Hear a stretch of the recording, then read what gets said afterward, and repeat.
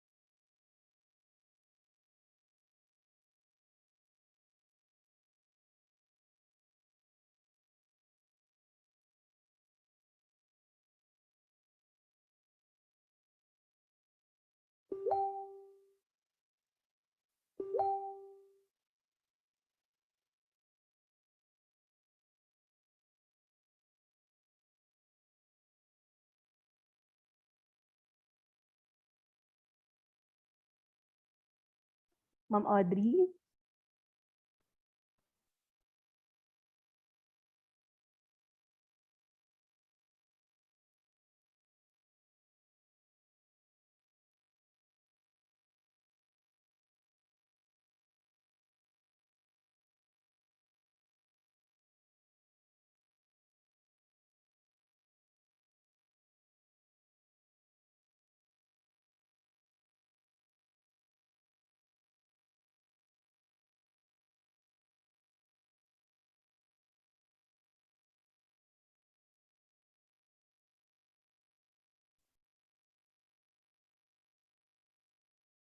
Good morning, everyone.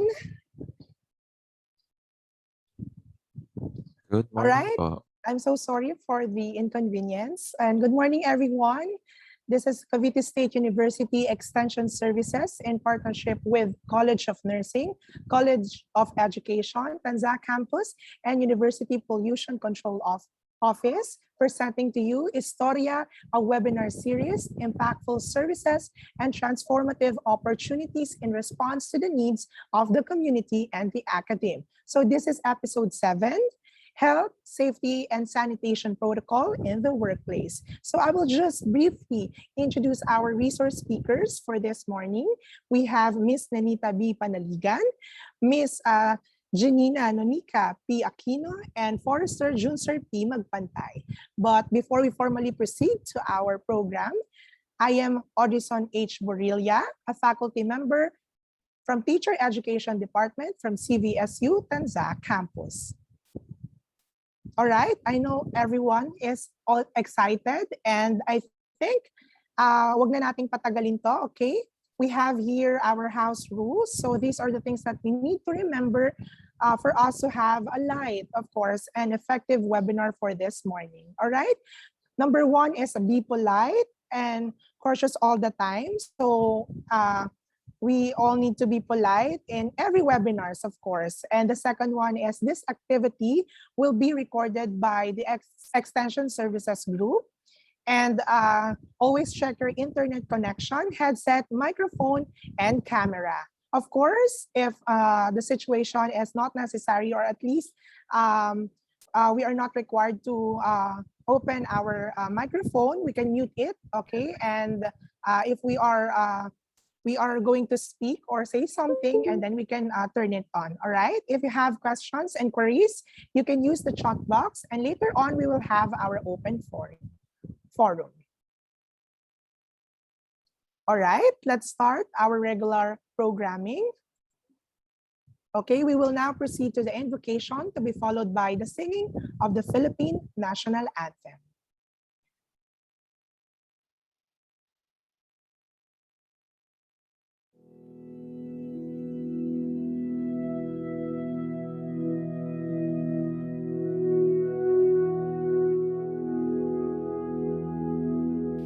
Ama namin, pakinggan mo po ang pagtawag namin sa iyong banal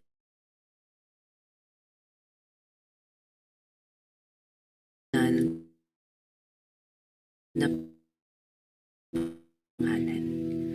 Basbasan mo po ang titipon to. Pagyamanin mo po, Panginoon, at maging nakaayon sa iyong kalooban ang aming pagkikita-kita mula sa simula hanggang katapusan. Masalamin nawa namin ang layunin mong dakila sa aming buhay at may sawa namin ngayon ang aming mga gawain na may kabutihan at pag-ibig sa aming kapwa.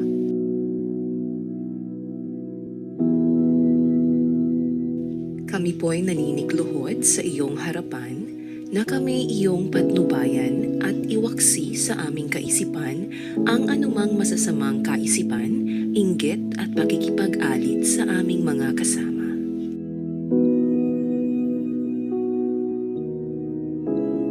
Bigyan mo kami ng sapat na lakas at katalinuhan upang maibahagi naman namin ang aming makakaya sa aming mga kasama sa pagtitipon na ito.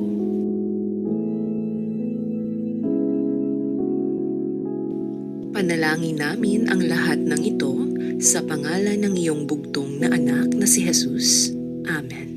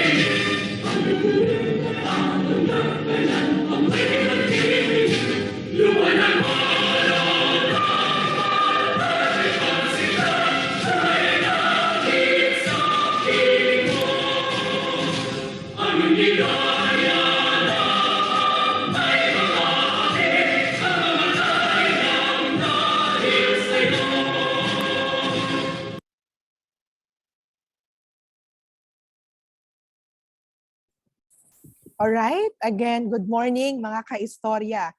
Alam ko po na lahat tayo ay excited na for this webinar, and will not be a beneficial webinar for all of us, but it will help us, okay, to perform and of course to specifically practice, okay, the safety and health protocols. And before we formally proceed to the speakers for this morning, let us all welcome, all right, to give us a welcoming remarks, the Dean of College of Nursing of Cavite State University. Let us all welcome Dr. Evelyn M. Del Mundo. Ma'am, the screen is yours. Thank you, ma'am. A pleasant day to all. A warm word of welcome to our University President, Dr. Hernando D. Robles, and with our OIC of the Office of the President, and Vice President for Support and Administrative Services, Dr. Camilo A. Colinga. Here with us today is the VP of Research and Extension, Dr. Melbourne R. Talaktak. Good morning, sir. And to all our resource speakers who will be formally introduced later, to all deans, faculty members, and staff from different colleges and campuses of CDSU and from other universities and institutions. Colleagues, parents, students, and other stakeholders present in our virtual platform, good morning, everyone. This is the 7th episode of ISTORYA, impactful services and transformative opportunities in response to the needs of the community and the academe, entitled Health, Safety, and Sanitation Month with the theme Health, Safety, and Sanitation Protocol in the Workplace. In this exceptional time of crisis, the collaborative effort of the College of Nursing, College of Education, and the University Extension Services is very timely based on the Proclamation Number 115-A Series of 1996, stated that there is now more than ever, as part of our national development, an impelling and constant need for propagating safety consciousness among our people every day of the year as positive preventive approach to a problem that can be solved by more caution, vigilance, sobriety, exercise of common sense, and respect for the law. Today, let us take this opportunity to listen to the lived experiences of our respected speakers in their line of specialization, to lighten up the disposition of the participants in this catastrophic period by having more motivation that this present situation of COVID-19 pandemic poses a threat to communities' health and really change our way of life. Their leadership and initiative to help can inspire us to value life by serving others. And we are so proud to be able to conduct this webinar at this time for our continuous awareness on health, safety, and sanitation as frontliners, leaders, professional nurses, educators, advocates, students, and as stakeholders, on how we can contribute to the health of the population to obtain good quality of life in the normal or new normal way. Let us all remember that safety is the responsibility of every individual. A safe work environment promotes a healthy workplace. It improves productivity and allows us to focus on our work. For us to become safe, we have to increase awareness. Again, a very welcome to all of you, and thank you. God bless us all. All right, thank you very much, Dr. Evelyn M. Del Mundo, the Dean of the College of Nursing. Thank you so much, ma'am, for that welcoming message for all of us, to the participants, and of course, to all who organized this program. Thank you so much, ma'am. And now, to give us a warm, thank you, ma'am. And now, to give us a warm message, let us all welcome the Vice President for Research and Extension from Cavite State University, Dr. Melbourne R. Talaktak. Sir, the screen is yours. Thank you, Miss Audrey. To my dear fellow university administrators and officials, especially to Dr. Almira Magkawas of Extension Services, to Dr. Evelyn Del Mundo, Dean of College of Nursing, to Dr. Amy Ferrer, Dean of the College of Education, to Professor Hill Ramos, Administrator of Tanza Campus, to our faculty, staff, students, and to our homegrown, highly esteemed resource speakers, Ma'am Neth, Ma'am Diana, and Sir Jun Sir. A pleasant good morning to all of us. At sana po ay malulusog at malalakas po tayong lahat. At kung meron pong may karamdaman po ngayon, ay hangad po namin na ang inyong mabilis ang paggaling na po. Napakaganda po ng topic natin for episode 7 ng Istorya, health, safety, and sanitation protocol in the workplace. No? As we look forward for a flexible learning environment, no, in the near future for all our units, we should really be proactive, no, in making sure that the most important components of the university, our faculty, staff, and students are completely protected at all times. Although our focus right now is physical protection, so we must not forget na we should also protect ourselves, so po, from emotional and mental stress, especially during this pandemic na po. So laban lang po tayo at laging maging positibo sa buhay na para po hindi ganun ka-stressful na po ang ating paglalakbay na po sa ating, lalo ngayon sa gitna ng pandemya. Also with this episode, no, I would also like to commend the multipartite collaboration, no, among Extension Services, College of Nursing, College of Education, Tanza Campus, and the University Pollution Control Office. I hope that this kind of partnership, no, among the different units of the university can become the gold standard, no, in terms of effective collaboration in our university. Ito po ang literal na ugnayan upang magpaabot ng napakahalagang istorya, no? Maraming salamat po sa lahat ng buong ng istorya at ng episode na ito.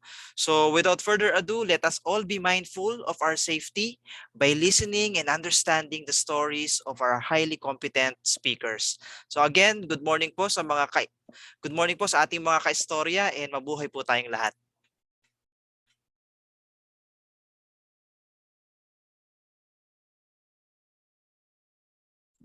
All right.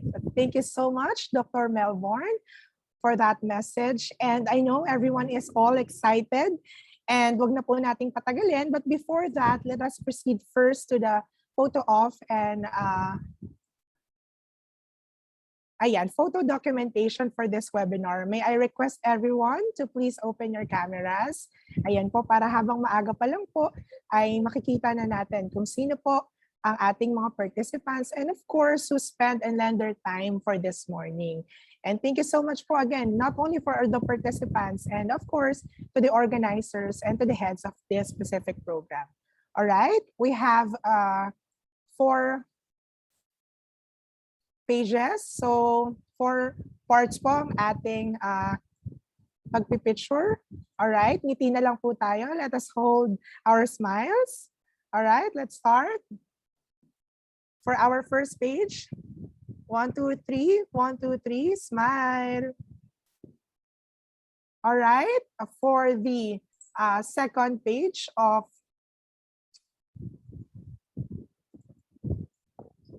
for the second page of the room, all right. 1, 2, 3, 1, 2, 3, again, smile. All right, for the third page, 1, 2, 3, 1, 2, 3, smile. All right. And of course, for the last page, 1, 2, 3, 1, 2, 3, smile.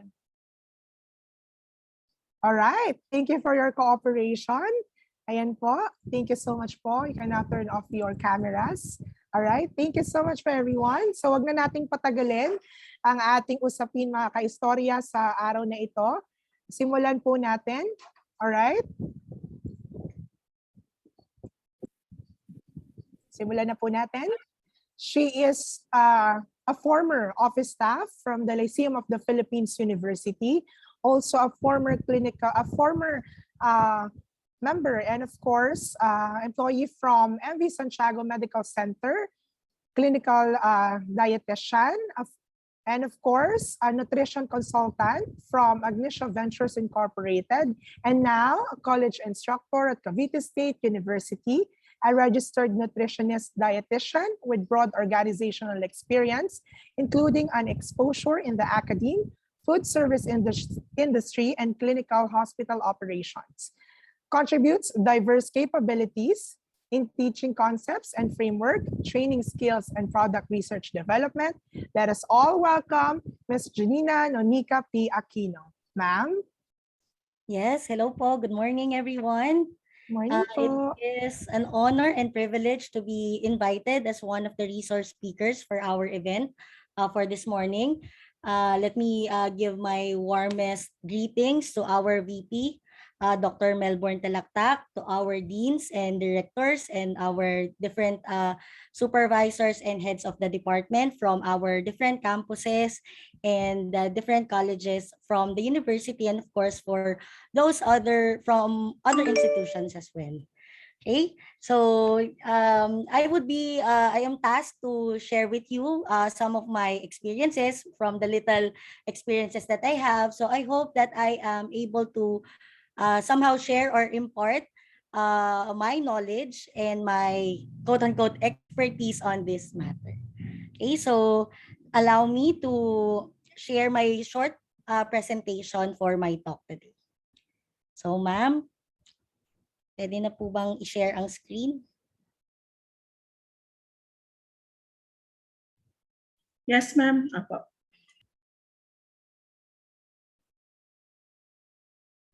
Okay.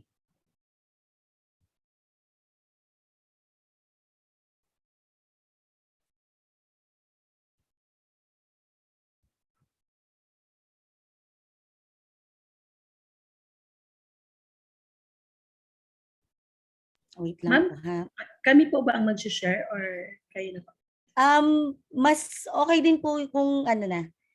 Sa inyo na lang po kasi hindi ko po siya na i-ano. Thank you po. Okay po.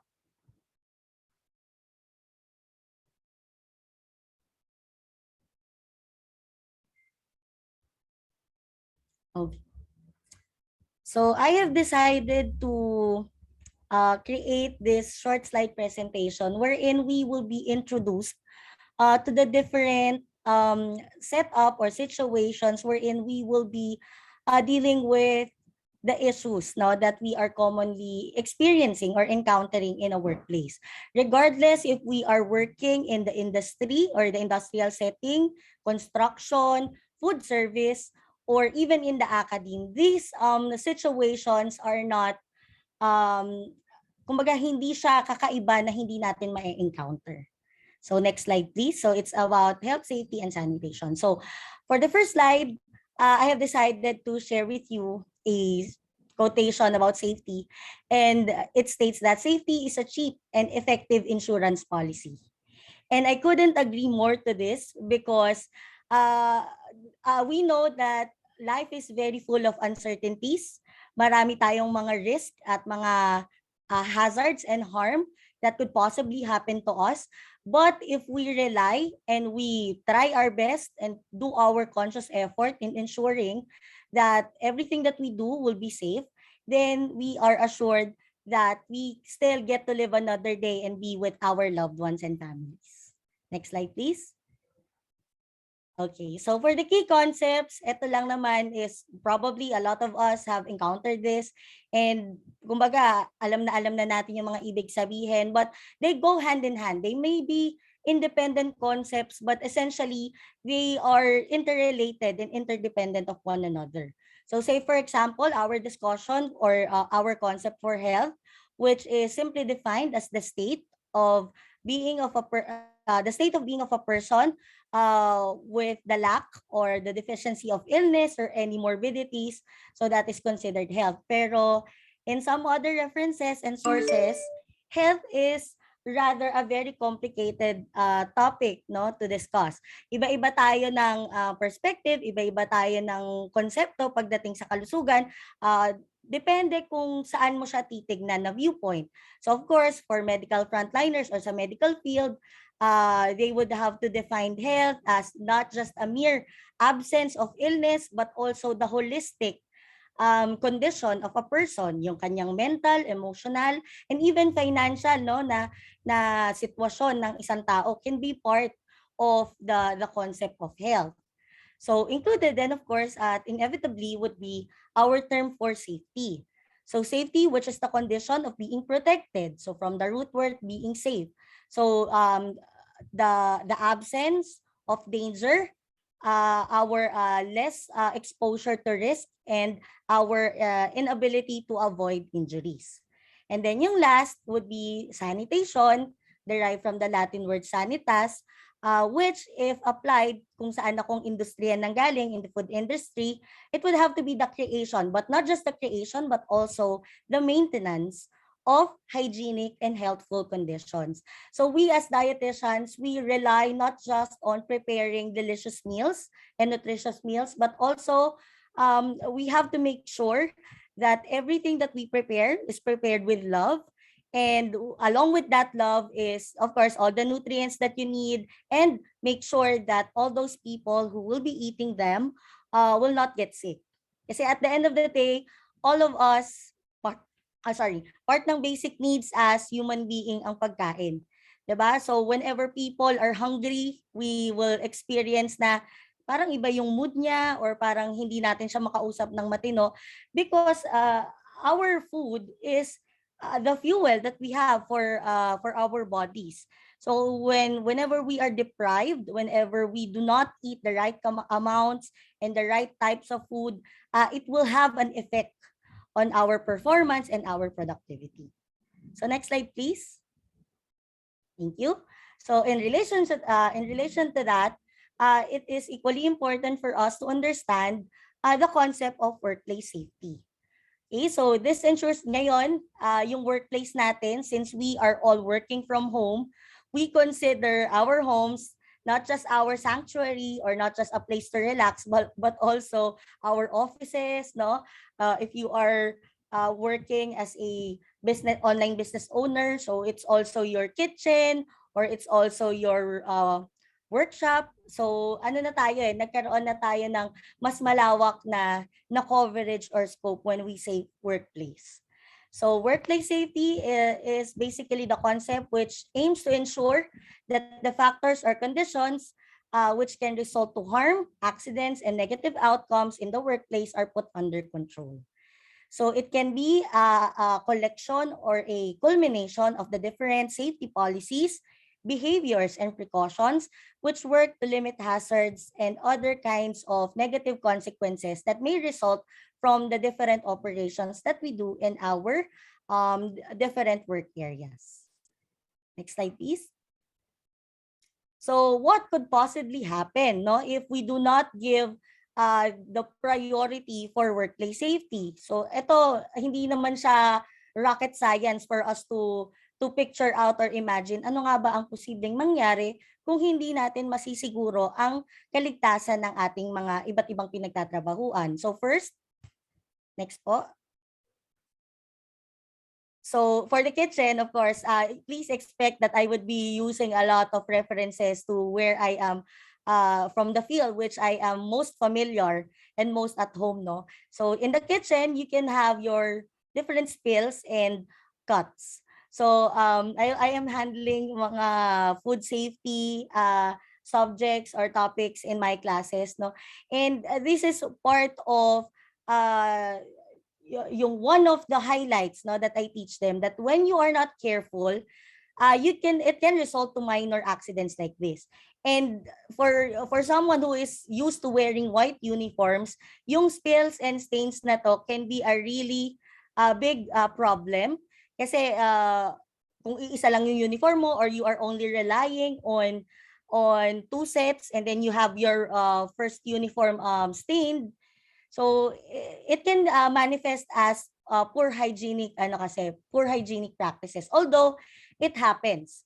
So when we do not give the priority that workplace safety deserves, then spills and cuts are inevitable.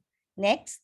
We can also, or yung kawalan of workplace food safety, or rather workplace safety would result to, sorry, next slide na po. Yan, slips and injuries. So mas masakit pa sa pinaasa ka nang pinuyat ka lang, no? Yung ma-fall ka nang walang sasalo sa iyo, or kung may sasalo man sa iyo, mauuntog ka. So essentially, sa kitchen or even sa service area and in some other parts of course, ito posible talaga to. And this can result to minor to major injuries. So imagine if you are carrying inside the kitchen, if you are carrying hot dishes, hot water, and then you are not wearing your safety shoes, or you are not paying attention to the floor where you're walking in. So posibleng madulas ka at maitapon mo sa sarili mo yung daladala mo. Or ayan, yung first picture on the left side of the screen. So mabagok ka or mauntog ka, so you will eventually hurt yourself. Next. So yan, hindi rin natin pwedeng isantabi yung ating risk for fires or fire accidents and burns. So in the kitchen, kahit tayo, kung tayo man ay nagpe-prepare ng ating mga pagkain, when we do not follow, the safety standards or safety protocols in preparing our meals, at tayo ay masyadong preoccupied into, I don't know, multitasking. Let's say you're watching a video, or basta your attention is not focused on what you are doing, this can happen. No? So minsan pa naman natataranta yung mga tao na kapag nakakita ng apoy, automatic ang kinukuha ay tubig. But that's not always the case. So what I've learned from the different fire safety webinars that I've also attended is that hindi palaging solusyon ng tubig kapag may apoy. Sometimes it is another source, no, or another reason why fire is able to grow bigger. So depende kung anong source, whether it's electrical, especially pag electrical yung source ng ignition or ng fire, it is not recommended to pour water on it because there is always a risk for electrocution or pagkakuryente. So yung mga paso din from hot liquids such as oil, water, or touching yung ating mga cooking vessels nang hindi natin iniisip na mainit pala yun, this can lead to first, second to third degree burns.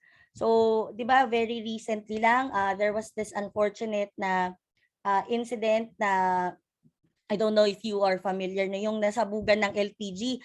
So lahat tayo na gumagamit nito sa ating mga bahay, dapat ay nagdodoble ingat, no? Para tayo ay nasisiguro natin na hindi lang tayo yung safe but also our loved ones or all the other people that we work with in our respective work areas.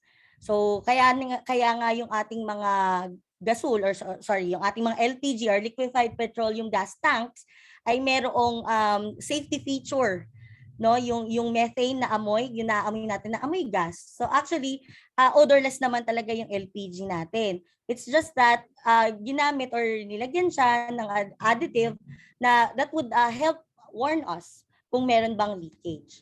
And maraming mga tips that you can search online on how to avoid these things, because the last thing that we would want, or actually the last thing na hindi talaga natin gustong mangyari at all, would be to have fires. Sabi nga nila, mas okay na manakawan kaysa masunugan. Kasi sa sunog, walang ititira sa'yo kahit bubong, kahit pader, or any other thing that you value.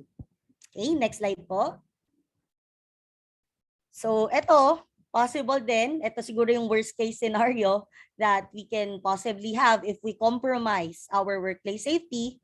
So death and, falling. Especially for those working doon sa mga hazardous jobs like construction firms, or yung mga may construction area, industrial area, manufacturing na gumagamit ng iba't ibang heavy equipment and machinery. So this last scenario is one of the things that we would like to definitely avoid. Okay? So knowing that the compromising of workplace safety will lead to all these negative results, we should now be looking into, next slide please, the different types of workplace hazards, and at the same time, look into how we are going to avoid them. Okay, next slide po. Yan. So first among the 7 would be electrical accident. So siguro naman, of course, I cannot assume that all of us, pero majority of us have electricity. No, it is one of the modern conveniences that we enjoy. If you're hungry, turn on the microwave para initin ang pagkain, or if you got an air fryer, it will cut down your preparation time in half. If you have your dirty laundry, you can use the washing machine. If you're bored, you can turn on your TV and watch on Netflix or any other platform. So, hindi malabong mangyari na itong mga electrical accidents can also happen to us even at home. So, electrical accidents are caused by exposure to high voltage electrical outlets, and there are 3 major types of electrical accidents. So, first is when you experience electrical shock, o ito yung sinatawag natin or sinasabi natin na nag-ground ka kung medyo minor lang, or nakuryente ka if that is if you are exposed to a larger and higher voltage of electricity. So it occurs when any of your body parts come in contact with electricity. Kung halimbawa merong mga wire na open at hindi mo napansin, or yun nga, yung grounded, yung inyong appliances. So there is always this risk for electrical shocks. So worst case scenario that you can experience if high voltage talaga yung mag-run all throughout your body would be the risk for heart or respiratory failure. Then yung next is an aftermath or yung result from being electrocuted or shocked, and that is electrical burns. So we know that electricity, when it runs through our body, is capable of producing heat.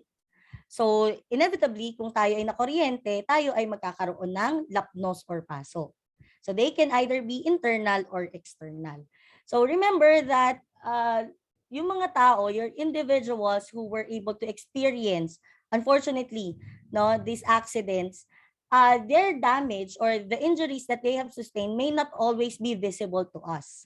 It is always advisable that people who have experienced electrical accidents or specifically electrical shocks are carried immediately to the hospital for them to be given with the proper care that they need. Then, yung isa pang sources na nabanggit ko kanina for possible na mga sunog would be electrical fires. So this is often a result of yung mga tinatawag natin na mga octopus connection or yung paggamit natin ng mga substandard na mga outlets or appliances, short circuit natin. We are trying to be, I don't know, electrical engineers, no? Meron tayong mga ganung frustration. So iimbento tayo, e-experimentohan natin yung mga bagay-bagay, not knowing that the risk for electrical fires is higher kapag yun ang ating ginawa. Kaya nga hindi madali, no, na ikaw ay maging electrical engineer or electrician, even for that matter, kasi maraming mga kailangang matutunan, maraming kailangang mga safety features na dapat mong alam bago ka mag-create or mag-imbento ng mga DIY, no, na mga ginagawa mo sa bahay or even sa workplace. So might as well call the rightful persons, no, to repair or to maintain our different equipment and appliances. Next slide. Ayan. So what are the common causes of electrical accidents, not only in the workplace but also in our homes? So whenever we are fond of hiding electrical outlets, and dun sa pagtago natin ng mga electrical outlets na yun, they come in contact pala with flammable materials at nagkaroon ng spark. So ayun na, nagsunod-sunod na yung aksidente or yung sakuna. Second is the unsafe equipment or installation. Please, as a matter of general safety, yung mga appliances natin, whenever we buy them, they always come with a manual. Before operating, kahit na simpleng rice cooker lang yan or simpleng electric kettle lang yan, take time to read, the safety features of your appliances. Wala namang mawawala kung babasahin muna natin. Kasi remember that each and every type, brand, or make of our appliances would have different safety features. So kung ikaw masyado kang nakarely, ay alam ko na yun i-operate, ganyan lang naman yan. Nag-increase yung chance natin, no, for using our equipment or appliances in the wrong way. So make sure that you read them the manual. They are there for a reason. Then third is the lack of personal protective equipment. So PPE, may PPE din in terms of dealing with electrical circuits or power sources, di ba? Makikita natin yung ating mga linemen ng mga telecommunications company, ng ating mga electric companies, they wear yung mga rubber insulators whenever they touch yung mga wires, lalo na at yun ay high voltage. So they have to be very cautious, no, of what they wear, and they should never compromise their protective gear. So just like what we do in the hospital, we wear our mask, no, we wear our what do you call this, yung ating mga protective suits, so etc. Then fourth is the poor control of work activities. So when we do not give when we do not give proper attention to the safety procedures, no, na dapat nating ginagawa at hindi natin na-implement yun ng maayos, yung mga safety features na yun, then chances are it can result to electrical accident. So instead, halimbawa that iti-turn off mo muna yung switch before you are using any of or cleaning and repairing any of the appliances, pero shinortcut mo, no, hindi mo ginawa, so nandun palagi yung high risk for electrical accidents. Then uninsulated electrical wiring, the lack of training of the people. Basta mo na lang sinabak, hindi mo man lang inorient na, ito ay very dangerous kapag hindi ka nakasuot ng iyong protective gear. So pag hindi mo sila tinrain at inorient ng maayos, your workers have this high probability of committing or getting into electrical accidents. Then failure to isolate circuits before working. So these are just some of the common causes. Next slide, please. Now, what do we do? So these are the sensible and logical tips, no, to prevent electrical accidents. So first, always inspect the working area. For highly industrialized work areas, you should be doing this as part of your daily routine. Inspecting the working area for any open wires or any broken cords, exposed electrical circuits before you tend to go to work. In the kitchen, for restaurants or food service establishments, make sure that everything is unplugged first and cleaned before you work on them. May mga instances na akala nung isang employee na maglilinis supposedly nung kanilang gilingan ng karne ay naka-turn off or naka-switch off, yun pala ay maluwag lang yung pagkakakabit doon sa outlet. So when he was trying to move, okay, or clean the parts, hindi niya na-inspect ng maayos, so biglang umandar. So luckily, mabilis din yung kanyang instinct na remove niya yung hand niya. But imagine what could happen, no? Although hindi siya electrical in nature, pero what could possibly happen kung naiwan niya yung kamay niya doon while the meat grinder was turned on. Okay? Then workers must also wear personal protective equipment. You can never be too lenient about wearing your personal protective equipment. Then isolate electrical equipment before working on them. And then, yes? You may hindi nakaano. So, have a prompt system for reporting and documenting electrical shock incidents in the workplace. So, importante that we have a monitoring team when it comes to this stuff kasi sila yung bahala na mag-report, sila yung bahala na mag-call ng attention for all the rightful authorities that can help maintain and repair any type of error or any type of incident, no, that is related to electricity or electrical equipment in the workplace. Next. Okay. So yung second na probably ay lahat tayo, ito hindi naman siya dangerous chemicals ngayon but rather biological in nature, pero a lot of our different occupations will also be dealing with this issue, which is exposure to dangerous chemicals. So there are different toxic chemicals in the workplace, kahit nga pagpapasok pa lang tayo, di ba? The pollution that we are facing every day from commuting, these can be considered as toxic chemicals.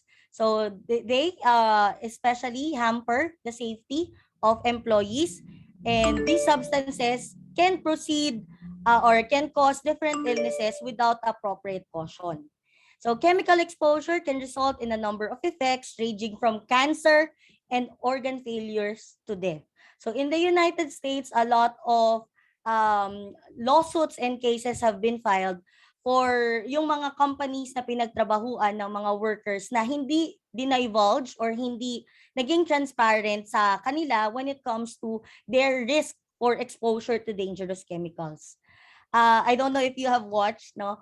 There's this movie, Korean movie, Pandora's Box. And the story revolves around the work of yung mga nagtatrabaho sa nuclear power plant.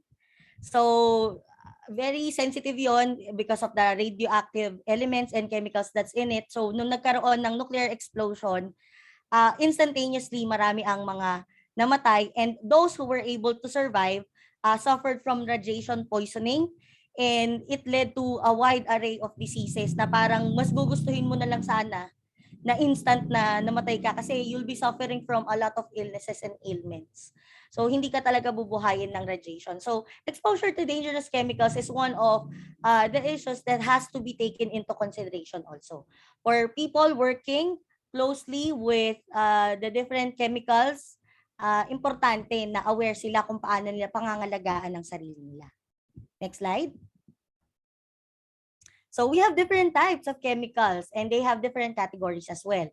So we have corrosives, which means that chemicals that can irreversibly do bodily harm.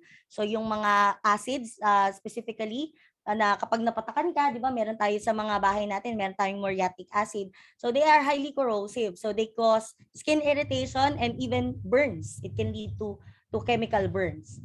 Then we also have irritants. So exposure to irritant chemicals which can result in reversible inflammation of the contact skin area. So medyo mas milder na type or category than corrosives. So yung mga irritants, kung ikaw ay allergic, for example, dun sa mga hair dyes or any other chemicals that can be found in different types of substances, so it can be categorized as an irritant. Then we also have teratogens, which is a class of chemicals that can cause birth defects. So when employees are exposed to them. So kapag meron tayong mga female na mga employees, syempre, at itong mga teratogens ay present sa kanilang work areas, dapat meron silang extra precaution that when you are pregnant, you are not allowed to come in contact with these teratogens, because the last thing that we would want is to give birth to a baby with abnormality or defect, diba? That because of course exposure to teratogens. Next, so yung common yon, yung mga thalidomides that are common also used doon sa mga industrial na mga materials. Then you also have sensitizers kagaya ng isocyanate, which can trigger allergic reactions upon exposure. So yung mga isocyanates, they are present, yung mga substances present in paints, yung mga insulation foams, different types of fibers. So sa mga, itong at risk dito siguro yung mga nasa construction na mga tipo ng trabaho. Then mutagens, no, exposure to this type of chemical can lead to negative gene mutation and damage to chromosomes. So a good example of this chemical is benzene. Then of course, ito pinaka-familiar siguro tayo would be the carcinogens. So these are chemicals that can trigger malignant growth in the body. So these carcinogenic agents or substances are one of the sources siguro of the development of cancer, or one of the reasons why a person is at higher risk for developing different types of cancer later on in life if you are always exposed to carcinogenic agents. Okay? Asbestos is one example of that. Next. So how do we make sure that we are safe from exposure to dangerous chemicals? So wear your personal protective equipment or PPE while handling chemicals in the workplace. Siyempre, kung ikaw ay chemist, or kung ikaw ay yung mga nagkokongkok ng mga iba't ibang mga recipes na meron kang gagamitin ng mga iba't ibang chemicals, make sure that you protect yourself by wearing your PPE. Then limit the individual employees' exposure to chemicals by creating a work roster. So if you are the manager naman, you can rotate the people, no? Para hindi iisang tao lang yung parang ibinabala mo ng ibinabala sa mga dangerous chemicals. So that's the reason also why we tend to rotate our people. So aside from the fact that you are giving them the opportunity to learn different tasks and different they get to experience different anong tawag dito jobs, at least ay nagkakaroon din ng limit yung pagiging exposed nila to different chemicals. And then monitor daily employee safety. Next. So the third na common workplace issue, next po, yan, will be the machinery and tools hazard. So employees who work in industries that require the use of machinery and tools, such as construction or transportation, are always at risk for machinery and tool accidents. So we are no stranger to these types of news na merong mga naatrasan, halimbawa ng mga forklift, or meron tayong mga employees na naipit yung kamay sa mga grinder or nasugatan sila sa mga ginagamit nilang mga cutting tools. So machinery and tools hazard should also be given priority kasi isa yan sa mga common talaga na mga nangyayari. So in many cases, these accidents are caused by the use of faulty equipment. So from the very beginning, may sira na talaga yung equipment kaya nagkaroon ng malfunction, or pwede rin yung gumagamit ay walang sapat na kaalaman kung paano nga ba tamang gamitin yung equipment. So in other words, nagbida-bida siya, no, na nagamitin yung isang bagay na hindi naman siya knowledgeable, then product defects, or negligence of stipulated safety precautions. So nakalagay naman doon, please turn off high voltage, blah, blah, blah. So hindi niya ginawa, hindi niya sinuot yung mga working gloves, hindi niya sinuot yung kanyang eye goggles. So nung siya ay nag-grind or kung ano man yung ginagawa niya, natalsikan yung mata niya ng debris nung kanyang pine-prepare. So it results to the different injuries that you sustain. Next po. So common examples of machinery and tools accidents. So pwedeng it can result to burns caused by a faulty heater in the factory, falls from a defective ladder or shaky scaffolding, cuts from broken tools or sharp tool edges. In the kitchen, no, we would always say that a sharp knife is better than a dull knife. So many people siguro would question, bakit mas safe yun? Mas matalas nga yun, mas nakakasugat. Well, contrary to that, ang mas matalas kasi na kutsilyo would make your preparation easier. Imagine your struggle of cutting even the simplest tomato kung mapurol yung gamit mong kutsilyo. So mag-e-exert ka ngayon ng mas higher pressure and effort para lang i-cut at tumagos yung blade doon.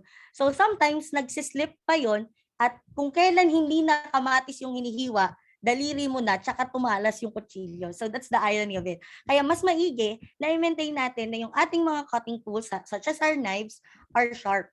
Kasi mas nalilesen natin yung incidence of accidents such as cuts kung maayos at in good condition yung ating mga utensils. Then injuries caused by the use of wrong tool. Yun nga, minsan kahit sa bahay natin, kung wala tayong mahanap na mga can opener, guilty ba kayo na ang ginagamit nyo ay kutsilyo? And then yung kutsilyo, minsan dumudulas yan. Ayan, another cause of accident. So hearing loss as a result of working in a factory without earmuffs. Kaya minsan, no, yung mga matatagal na nagtatrabaho sa mga factories na merong gumagamit ng mga loud equipment or may mga malalaking machineries na nagke-create ng loud noises. Whenever they go home or after years of doing that work, ang lakas na ng boses nila. Why? Because they are used to speaking in higher or parang in louder voices because nasanay sila na yung sa workplace area nila hindi magkakarinigan unless malakas yung boses mo.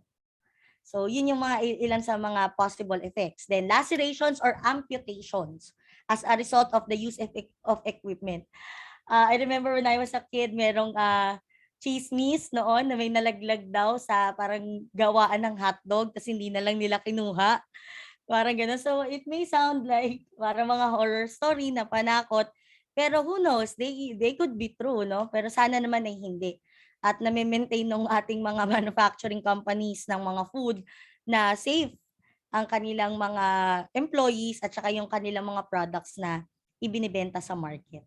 And then crush injuries due to machine entanglement. So ang dami nating pwedeng ma-encounter na iba't ibang klase ng aksidente, lalo na if we are handling all these tools, no? Kung ikaw ay karpentero, yung grinder, pwedeng biglang uminit yung handle or biglang tumalsik yung blade. So, yung mga ginagamit natin, lahat yan ay palaging may kaakibat na risk.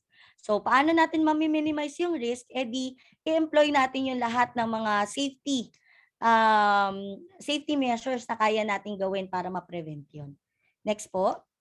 So, for the safety tips, ayan. So, first, organization must carry out frequent risk assessment. Naku, ito isa sa mga tinuturo ko ngayong sa mga subject ko, no? So, how do we conduct risk assessment? Hanapin mo, you identify first the possible sources of a problem. Be proactive, in other words, in determining saan kaya posibleng magkaroon ka ng problema. No? Although, sasabihin natin, it's better to be positive, yes, pero yung anticipation of what could possibly go wrong would be beneficial just as it is when you are positive. Kasi kung ikaw ay proactive, hindi pa man nangyayari, alam mo na kung ano yung pwede mong gawin in order to prevent that. Diba? Instead of waiting na, o sige, hayaan mo na natin magkaroon ng aksidente before tayong kumilos. Which is, not that ideal. Then, tools and machinery should be maintained regularly and replaced when due. Please, our tools and machinery should be one of our major considerations. At mag-invest tayo sa alam nating mga tools na of high quality at magtatagal. Marami kasi ngayon mga firms ang guilty siguro, masasabi natin na mag-invest dun sa mga mura. Pero nako-compromise yung quality. Pag nako-compromise yung quality, mas madaling masira, mas maraki ang magiging gastos mo for repairs. So, kung meron ka rin lang namang capital na pwedeng ipasok as an investment, then I suggest, no, and it would be the most logical and rational thing to do, to invest in high quality machinery and tools. Because not only are they relatively safe to use, but they also last long. Diba? Kasi sa panahon natin ngayon na lahat ay convenient na, lahat ay instant na nating nakukuha, hindi na tayo masyadong nagre-rely sa kung ano yung magtatagal, basta kung ano yung madaling makuha, which is wrong. No? In any aspect of our life, doon tayo sa pangmatagalan dapat. Then third, swiftly file reports of any machinery and tools to prevent accident. Wear again appropriate protective equipment, and then train your employees. Orient and train your employees on the proper usage of the different equipment na sila ang mag-handle. And then safety cards must be fitted into the workplace equipment. In the kitchen, you have stoppers sa ilalim ng mga work tables para hindi basta-bastang mag-move yung iyong mga prep table, no? Ano pa, yung sa mga appliances, meron tayong mga ine-employ ginagamit na mga circuit breaker para in the event na magkaroon ng short circuit ay hindi basta-bastang magkukos ng accident or magkukos ng fire. So, yun po. Next. So, yung fourth naman, ayan, okay na po. Fourth issue would be workplace harassment. So, sino dito sa atin ang ganadong-ganadong pumasok kasi ka-vibes natin lahat ng ating mga katrabaho. So, lalo na nung meron pa tayong face-to-face, of course, no? So, workplace harassment is one issue that sometimes hindi natin nako-consider as part of safety. Pero kasama siya. Kasi we as social animals, no, people as social animals, we crave interaction. Kaya nga marami ngayon nang nagsasuffer from depression and anxiety because nawawala yung element ng socialization. 'Di ba? Hindi na natin nakakasama, hindi na natin nakakausap personally yung mga workmates natin. Although some might say na nagchichismisan lang, pero iba yung nakakakausap ka ng another being na naiintindihan kung ano yung pinagdadaanan mo. So in the workplace, hindi rin natin may iwasan na kung may kasundo tayo, meron din tayong mga tao na hindi ganon ka-vibes or hindi ganon kasundo masyado. So workplace harassment, hindi lang po yan yung sexual harassment, but any common problem that can result in an unhealthy working environment. So this can result to reduced productivity. Para lang yan sa mga estudyante natin, no? Sa ating mga classroom. Kapag ka ang isang bata, he or she doesn't feel like he or she is safe, malaki yung chance na either mag-a-absent siya or worst case scenario, magda-drop out or titigil siya sa pag-aaral. So ganun din, even if we are adults and we are already working in the workplace, we are not exempted from this type of situation. So it encompasses any actions that repeatedly threaten, abuse, ridicule, or discriminate against employees that can have adverse effects on work performance. So it is also called workplace aggression, and it can also include bullying, psychological abuse. So halimbawa, ikaw ay minamanipulate niya or ginigilt trip ka niya, ginagaslight ka niya. So these are all examples of psychological abuse. And of course, yung ating most common na alam for harassment, yung sexual assault. So in the image, no, yung background image, yung paghawak-hawak, pagtapik-tapik sa mga sensitive na mga parts ng katawan, or even kahit sa balikat lang, no, sasabihin mo ay hindi naman yun hindi naman yun masayalang bahagi. Pero there are people kasi that are highly sensitive. And they feel uncomfortable when you touch them in places na hindi ka naman niya binibigyan ng pahintulot. So might as well refrain or avoid from doing that, especially for people na hindi mo naman ka-close, or kahit nga ka-close natin pwede pa rin tayong maharas. Kasi ang harassment naman all depends on how the person feels whenever you do something. So pwedeng sa'yo, bilang ikaw yung gumawa, wala lang sa'yo, parang biro lang, pero sa kanya pala ay offensive yun. So you would have to acknowledge that you did something wrong. Okay? Next. So hindi lang naman po babae ang nakaka-experience ng harassment. Although siguro sasabihin natin majority of them babae ang nakaka-experience. But now women are empowered, no? And nagiging progressive. So very na tayo, nagmo-move forward naman tayo. So hindi na nga lang babae yung nakaka-experience. So people of all ages, whether you are a male, a female, or you identify as a different other sexual orientation, lesbian, gay, so lahat po ay hindi exempted sa pag-experience or pagdanas ng harassment. Next po. So how do we prevent that? It is the job and responsibility of the organizations to take extra care and to create and implement anti-harassment policies.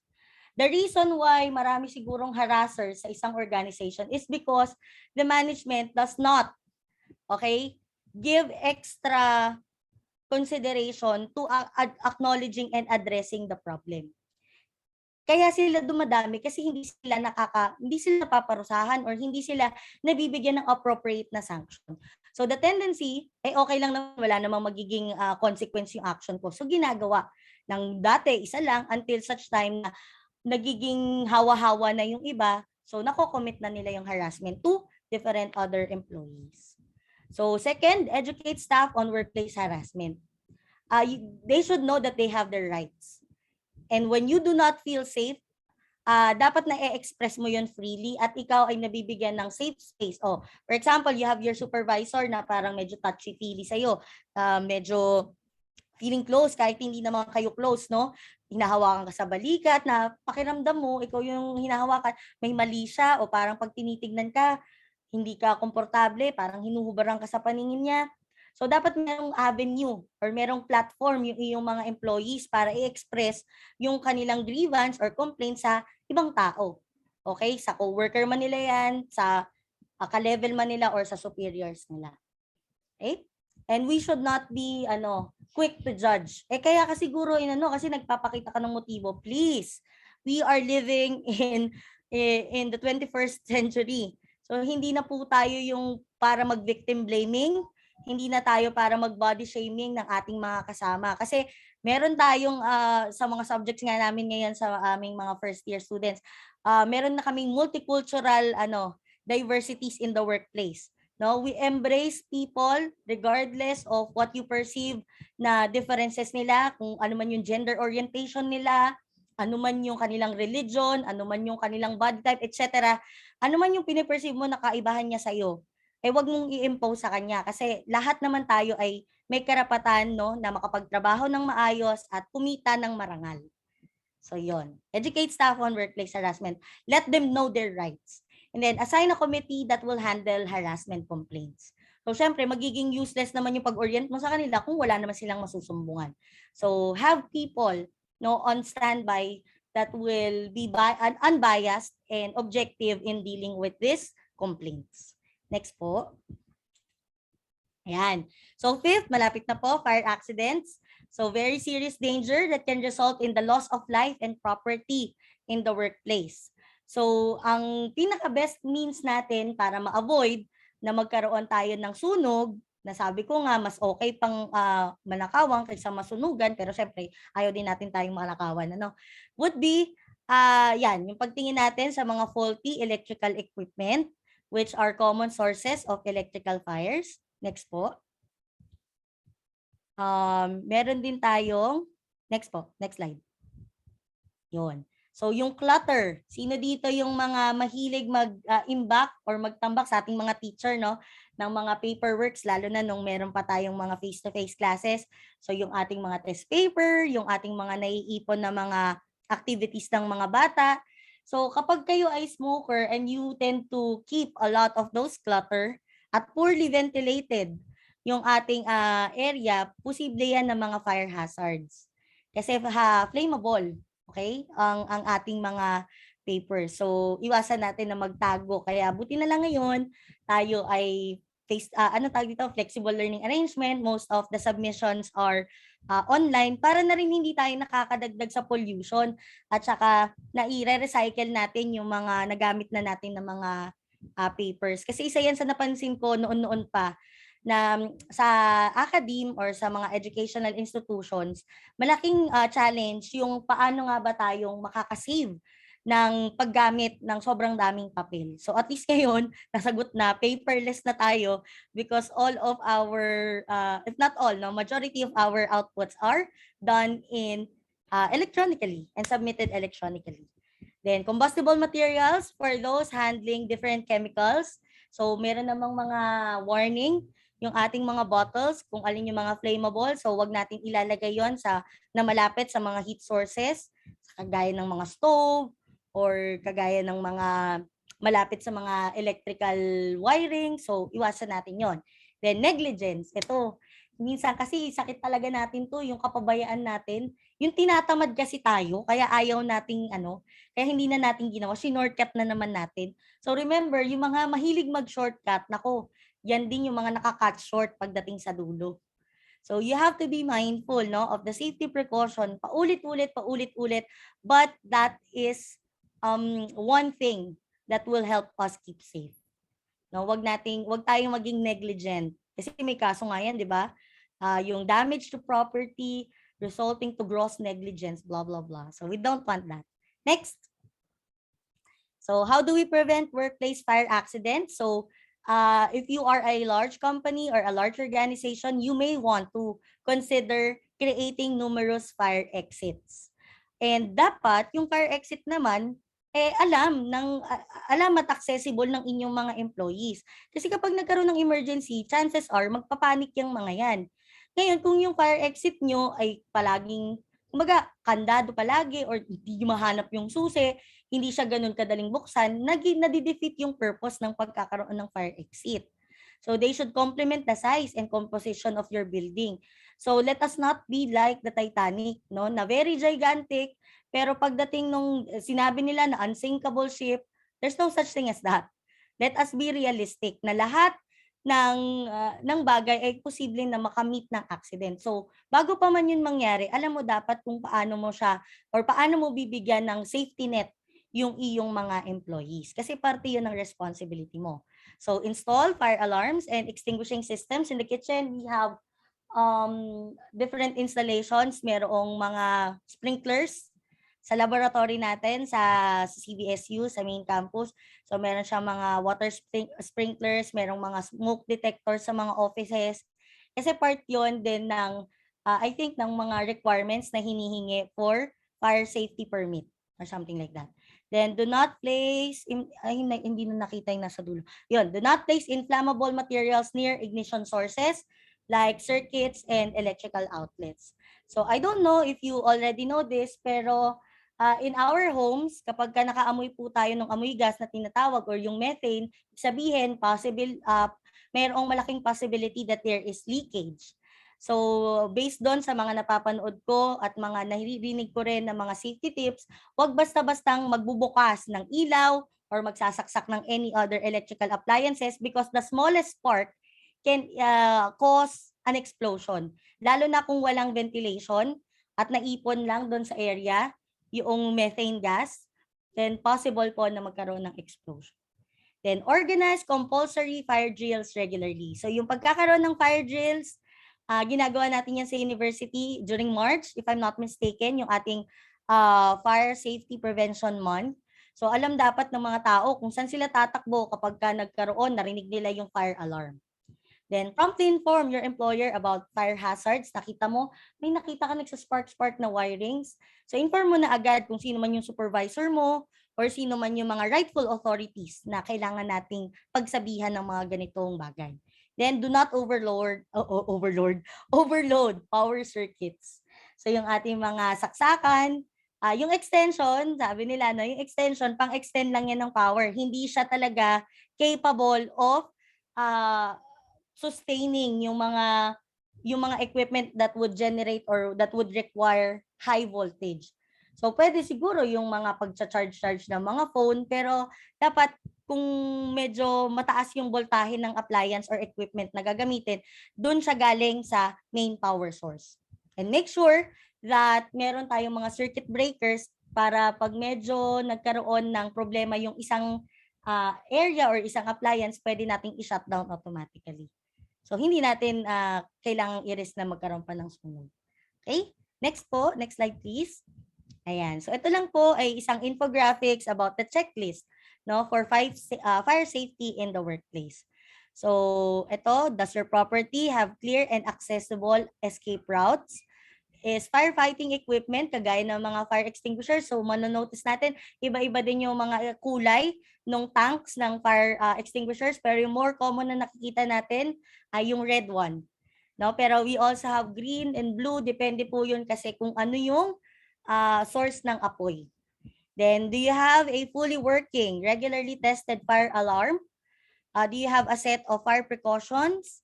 Are your staff regularly trained? So, na-address natin yan through fire drills. Are all of your staff taken into consideration in your evacuation plan? Sa smoking area, kung meron mang smoking area, dapat nakaseparate at merong open air para hindi na iipon yung usok sa isang lugar. Then, are your fire extinguishers services are replaced on a regular basis? And are all of your electrical systems and appliances are maintained regularly? So, yun lang naman po. Very common and very basic. Then, sixth, yan, workplace theft, another issue. So, this occurs when an employee illegally obtains cash or non-cash properties from his or her organization. So, sa school, yung mga nag-uuwi ng ng mga papel, ng mga stapler, staple wires, scotch tape, glue, no, nagali or parte ng mga office supplies natin. So, we might think na maliit lang naman na bagay yon, pero kasama po yon, no? Kasi kapag may mga nawawalang mga bagay sa office, nako-compromise din natin yung feeling of safety na hindi lang natin but also ng ating mga coworkers. Isipin mo kung nasa work ka tapos biglang nawala yung isang item na madalas mong nilalagay lang sa table mo. So, you will feel na hindi na pala safe mag-iwan dito. So, dadalhin mo ngayon. Iuwi mo nang iuwi lahat ng mga gamit mo. Next po. So, meron tayong different types of workplace theft. Pwede yang sa billing. So instead na, for example, 100 pesos lang yung service, so dahil meron ka akong tsaba sa billing department siguro, itinaas yung presyo para doon sa customer, kaya mas nagmahal yung binayaran. Fake invoices, yan, cash larceny, for people na may access sa cash flow, yan, after na mai-record doon sa kanilang accounting book or sa kanilang mga ledger, bigla na lang nagdi-disappear yung pera. Sa payroll naman, nagpa-file ng OT kahit na hindi naman talaga nagtrabaho or kahit na hindi naman talaga kailangan. Next po. Cash theft, o yung mismong na dumudukot or nagnanakaw ka talaga ng pera na galing sa safe or sa tawag dito, sa POS or dun sa mismong kaha ng inyong pinagtatrabahuan, and then expense reimbursement. So kapag ka umaalis, tapos yun ay i-reimburse ng ating school or ng ating company. So instead na ang naging gastos nyo lang, for example, ay 500, included na lahat, gagawin yung 1,000 para meron kayong extra. So those are all different types and categories of workplace theft. So next po. So how do we prevent that? Create and implement workplace anti-theft policies. So organize anti-theft workshops for employees, limit the amount of cash on hand in the workplace. Kaya mapapansin natin, kahit na lang sa mga supermarket, di ba? Kapag end na, hindi ko lang sure kung paano ba sila nagpapalit. Pero hindi nila hinahayaan na sobrang daming laman ng kaha. Each and every time magpapalit ng cashier, ay kasama niya pong pinukuha yung naging sales niya for that specific shift or for that specific day.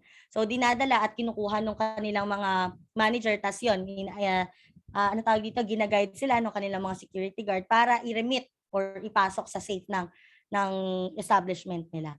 Then always, para maiwasan natin yung billing frauds, always verify receipts and invoices before making payments. So if you are the customer, you are free to double check naman for the price of the services and goods that you tend to avail sa iba't ibang mga businesses. Okay? And then yung last, yan, yung workers' existing health conditions. So siguro pwede na rin natin ditong ipasok yung pandemic or yung COVID-19 outbreak na meron tayo ngayon.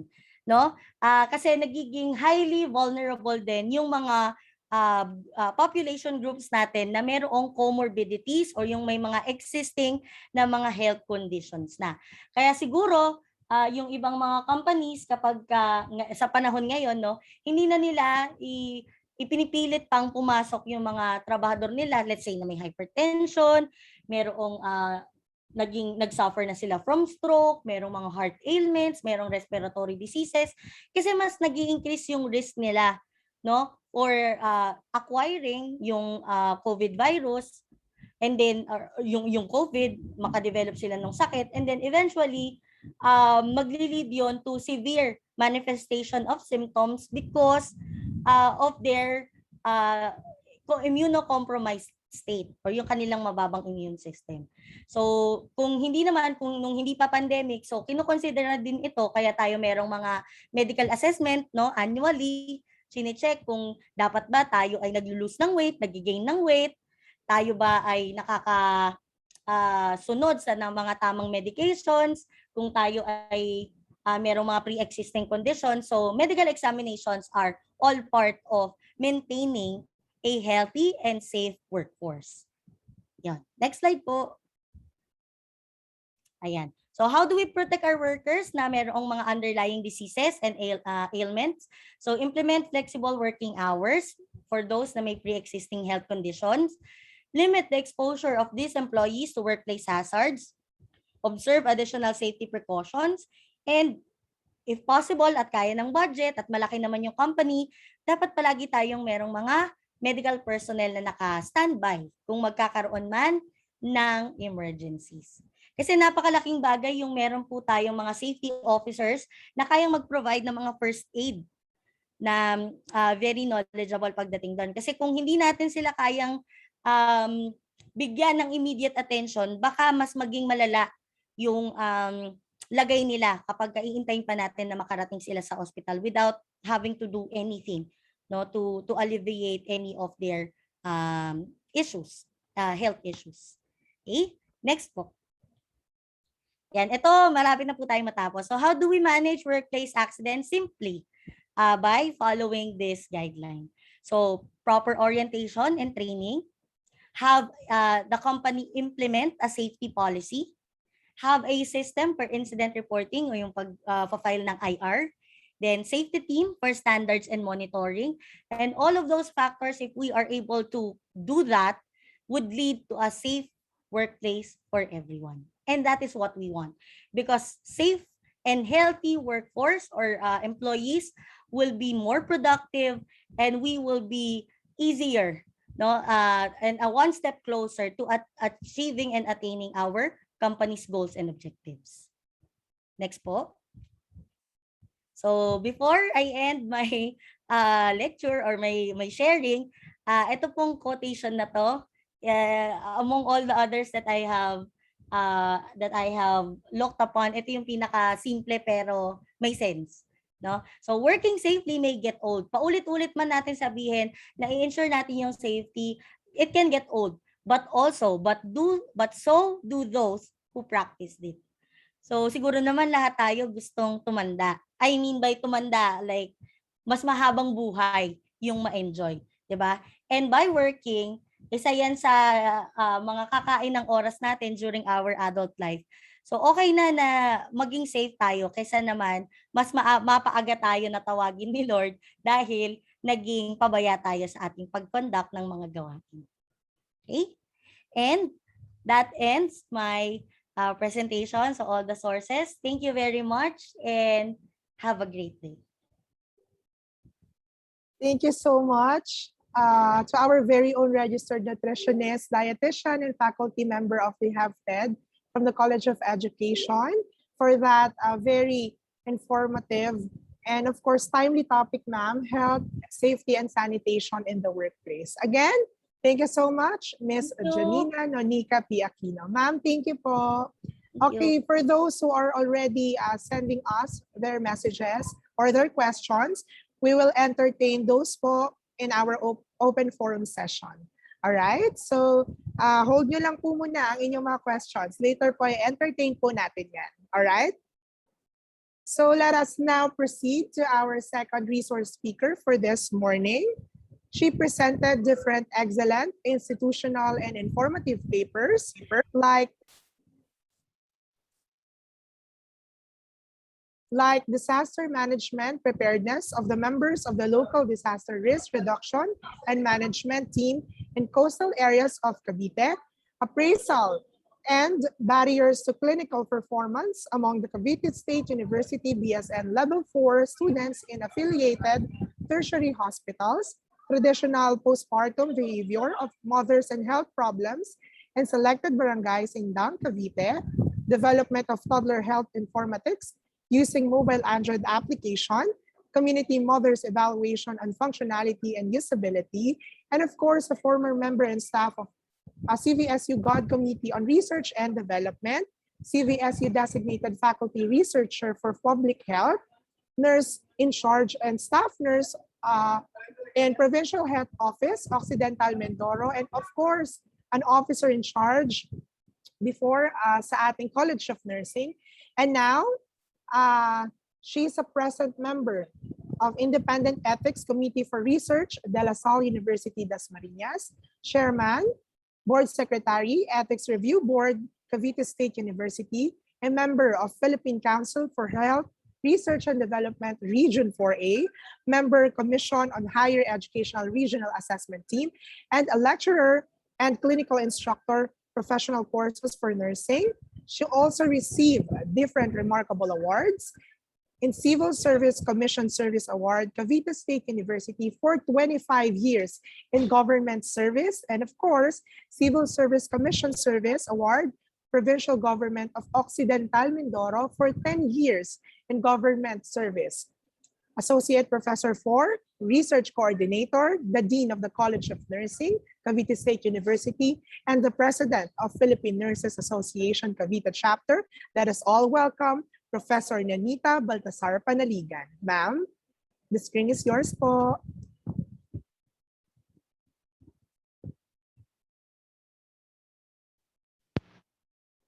Hello, good morning. Good morning, ma'am. Wait lang po I'll just share my screen. Sure, ma'am. Thank you so much po. Okay. Mhm. Share my screen. Mag-start na ako.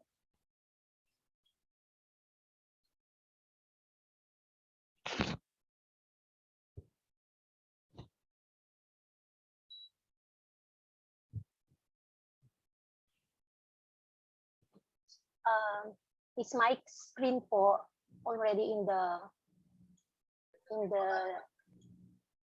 Yes po, ma'am. Nasa dulo lang po. Red po. oh, You're already in the PowerPoint. Ano po? pero can it be seen na po? Yes po, ma'am. Nasa... Ay, okay, nasa end part. Okay. Yes So, po. Thank you po, ma'am. thank you very much. Okay. So, pahinga muna ako ng tatlo. Okay, bago po ako magsimula, may I ask everyone to please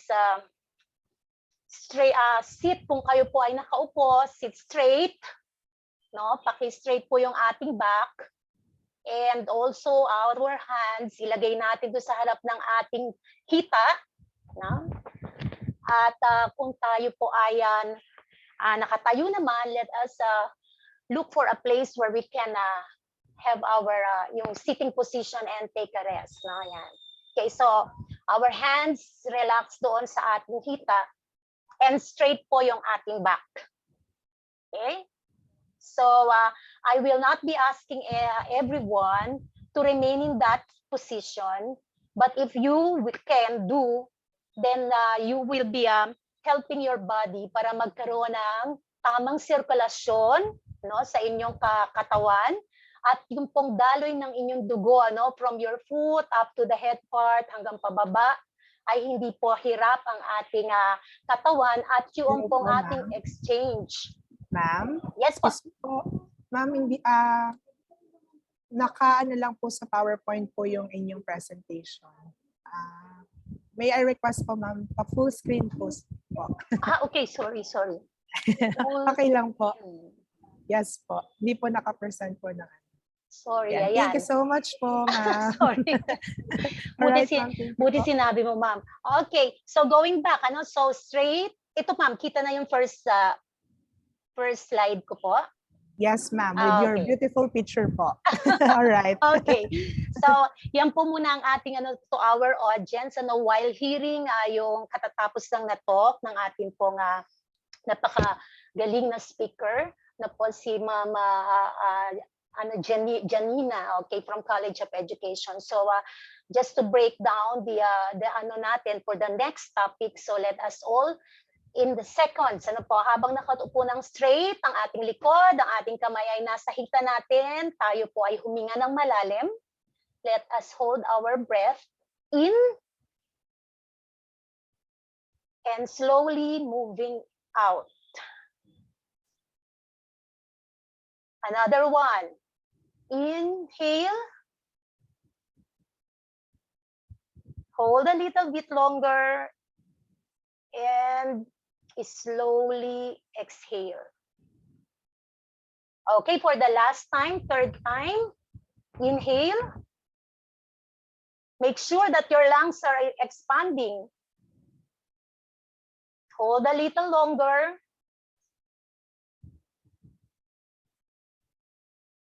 And slowly exhale. Okay. So I may not be seeing everyone, but I hope you were able to participate in that simple activity, but it is also one of the activity that is being used for our mental and for our promotion of our mental wellness. So to start with, so I guess everyone is ready now to listen. So I want to greet our respectable administrative officials of the university, to our President, Dr. Hernando Robles, to our OIC and Vice President for Admin Services, Dr. Pulinga, to our other Vice President, Dr. Maria Agnes Nuestro for the Academic Affairs, and Dr. Escobar for the Planning and Development Office. And of course, we have here with us our Vice President for Research and Extension Services. We have Dr. Melbourne Talaktak, and our very supporting Vice President for Research and Extension, and to all the deans and the faculty members and the students or other colleagues in other satellite campuses of Cavite State University and guests.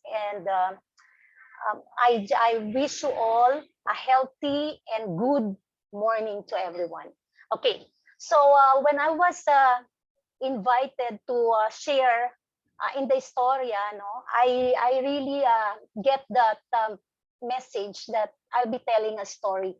Okay, so my presentation is actually a story of myself, my journey in the College of Nursing, and our journey in the college with the College of Nursing faculty members and students, and some of my experiences, leadership experiences while serving associations that are related to nursing profession. Okay, so there's no really no structured lecture, and what I want to request from everyone is please bear your time and spend journeying with me with my life story and my experiences in the workplace in this time of pandemic, and from before, even before the time of pandemic. Okay, so definitely all of us, I know, all of us are all believers of this slogan, and we will be always reading this from anywhere, that health is wealth. And to be healthy, we always are thinking of the different aspects of our lives, not only our being healthy in terms of our body physically, but also in terms of we are well in our emotions, we are well in our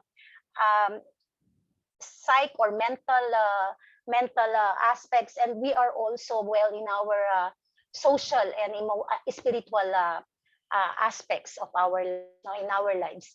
So basically, when we are talking of health, even from not as professionals as we are, I know all of you, most of you are professionals, but health is really an issue of even not the professionals, even the non-professionals, I mean, even the children, even those that are yet that are newly born, health is an issue. Okay, so as as we live our lives, we journey, as we are growing and developing, we are making sure that we are healthy along the way. Okay, so with that, we thank God. We thank God because He has given us all the natural sources of or means on how to maintain healthy, and most of them are not actually expensive.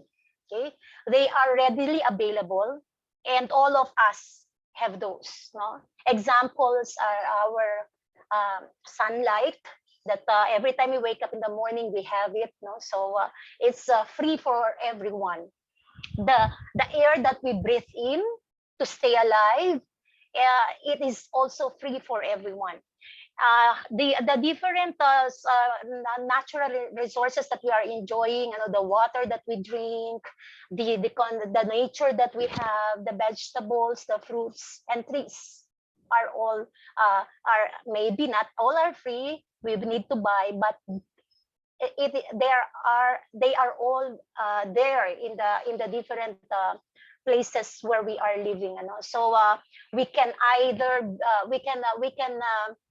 either plant our own vegetables or our own yung mga herbs natin for our personal use, or we can actually buy those that are available in the markets. Okay, so why am I talking about the very basic component of staying alive and being healthy?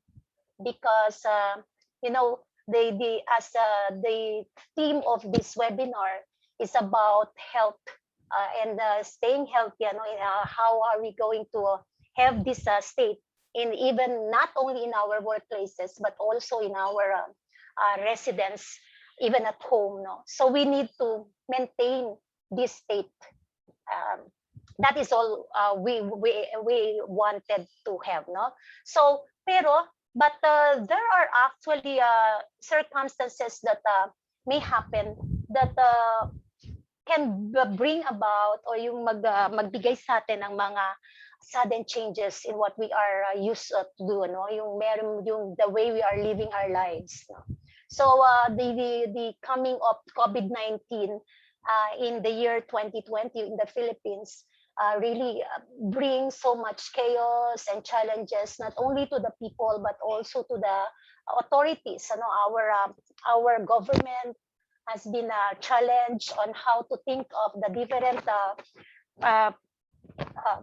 policies, the different guidelines on how they can help and improve our condition regarding our getting everyone safe and free from this COVID-19. So there are several advisories coming from health agencies, our interagency task force, which is composed of leading agencies in our country, like our DOH, the Department of Agriculture, the different different local government officials, and the DOST, and a lot more in the interagency task force. They are really trying to govern and implement to govern us and implement policies, health policies that can help us be free from this dreaded viral infection. So different advisories came out from media, and we have been bombarded by so much exchanges in the text messages, sending to our loved ones different messages about how to be safety and do washing of hands every now and then, and observe social and physical distancing. So these are all the challenges that was that we have experienced, all of us, and we even experienced being asked to stay at home during ECQ. So all the advisories are there. Okay, so the DOH and the World Health Organization never stop posting and making different announcements to the community about what is happening in our country, and what are the things, what are the updates on the current infection or current yung status ng ating COVID-19 updates. So every now, even the news we have that. So just like every story, so I'll be starting by my story by beginning knowing the storyteller. So as a storyteller, so I have I personally would like to address that every opportunity that I have are all gifts to me. Okay, so whatever I have in my life right now are all gifts, because they are opportunities given to me to become a woman, to become a nurse, to become a teacher, a leader, and of course to be a Filipino citizen. So with this journey, I always want to acknowledge that that as a woman, I am also being gifted by a family. Okay, a family that during those challenging times, the caring opportunities are also provided to me. So as a mother of four children and being married to a loving husband, I always consider my family as my greatest treasure. And I know most of you will agree to that. And considering this, I am also I want to I am sharing with you one of the readings that I have, yung slogan that I have read over the media, no, that be with someone who will take care of you, not materialistically, but take care of your soul, your well-being, and your heart. So why did I include this in my presentation? So for everyone, all of us are members of a family.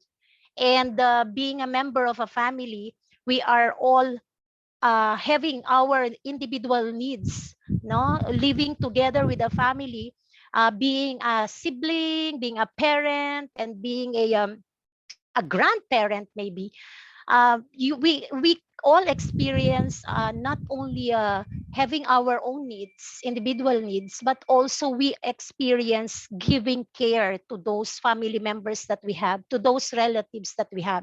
So it's not a question of whether you are a nurse or you are a doctor or a midwife for you to provide care.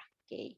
So even though you are not one of the these that I have mentioned, you are there with your family because there is a need for you to take care of them. So we, all of us, are responsible to be carers of our family. So this is the first important note that I would like to share of you. So your opportunity to live and be the person who you are is an opportunity for you to give care for your loved ones. Okay, so whether you're a man, a woman, you have definitely a role in your family to do and take care of the members of your family. So how are we going to do this? By loving our family members, and loving in a family is never ending. Okay, so we provide basic needs like food, shelter, and clothing. And the very basic of becoming a healthy individual is the provision of these basic needs of of our of the human being. No, so based on the Maslow's hierarchy of needs, all humans have this basic needs for food, for shelter, safety, and clothing. Of course, we also need that, and our yung and the safety and protection is also very crucial to our family members. Okay, so uh, I am also a woman of faith. Okay. So I always believe in this quote from the Bible in 2 Corinthians 5:7. I will walk by faith even when I cannot see. There are times that when we are family members, or uh, we are the one who is leading our family and protecting them and guiding them, then there are questions sometimes in our mind when we get ano ba to, yung napapagod, no? When we got overwhelmed by the different concerns of our families, and we got also our own being is being shaken also every time that one of our family members will be sick or will have problems, no, that is beyond our control and beyond our resources. So the family, having a woman, being a woman of faith also, I definitely experience how much my faith have helped me overcome some or most of the challenges within the family, and I know most of you will also agree to that. No, like it may it some of you may even say that there's no need to wait for the pandemic to become a man of faith. a woman of faith. But we observe more so of this kind of engagement, or of our belief during the pandemic time. And with our family, we were able to, especially during the crisis time in 2020 and 2021.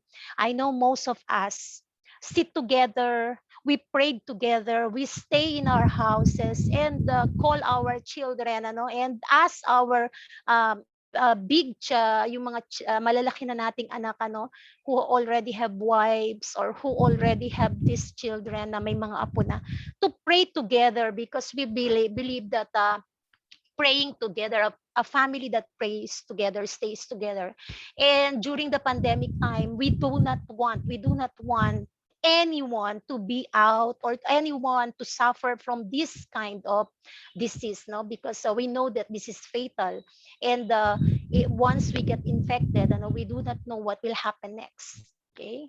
So the faith that we have, it has a driving force on us to be who we are and remain to be what we can be, because of our belief, our faith, that this happens for a reason. And all of this, God has a purpose for all of us.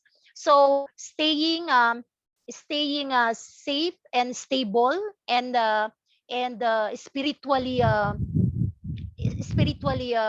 strong, in terms of your faith in God, whatever religion, whatever sect that you are affiliated with, it doesn't matter.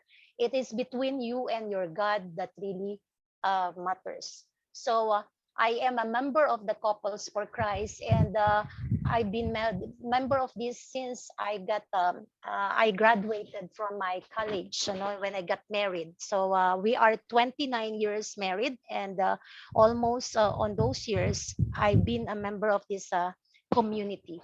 Okay, so what as a nurse also, there are several caring opportunities, no? So maybe with this journey of mine, this is the only difference that I will be having among the other profession, except for those who are also nurses and those who are working in the healthcare fields, no? So but this is a best opportunity also for me to share that whatever talents that I have in terms of nursing, nursing people, nursing our community, and helping those who are sick and those who are needing help, for their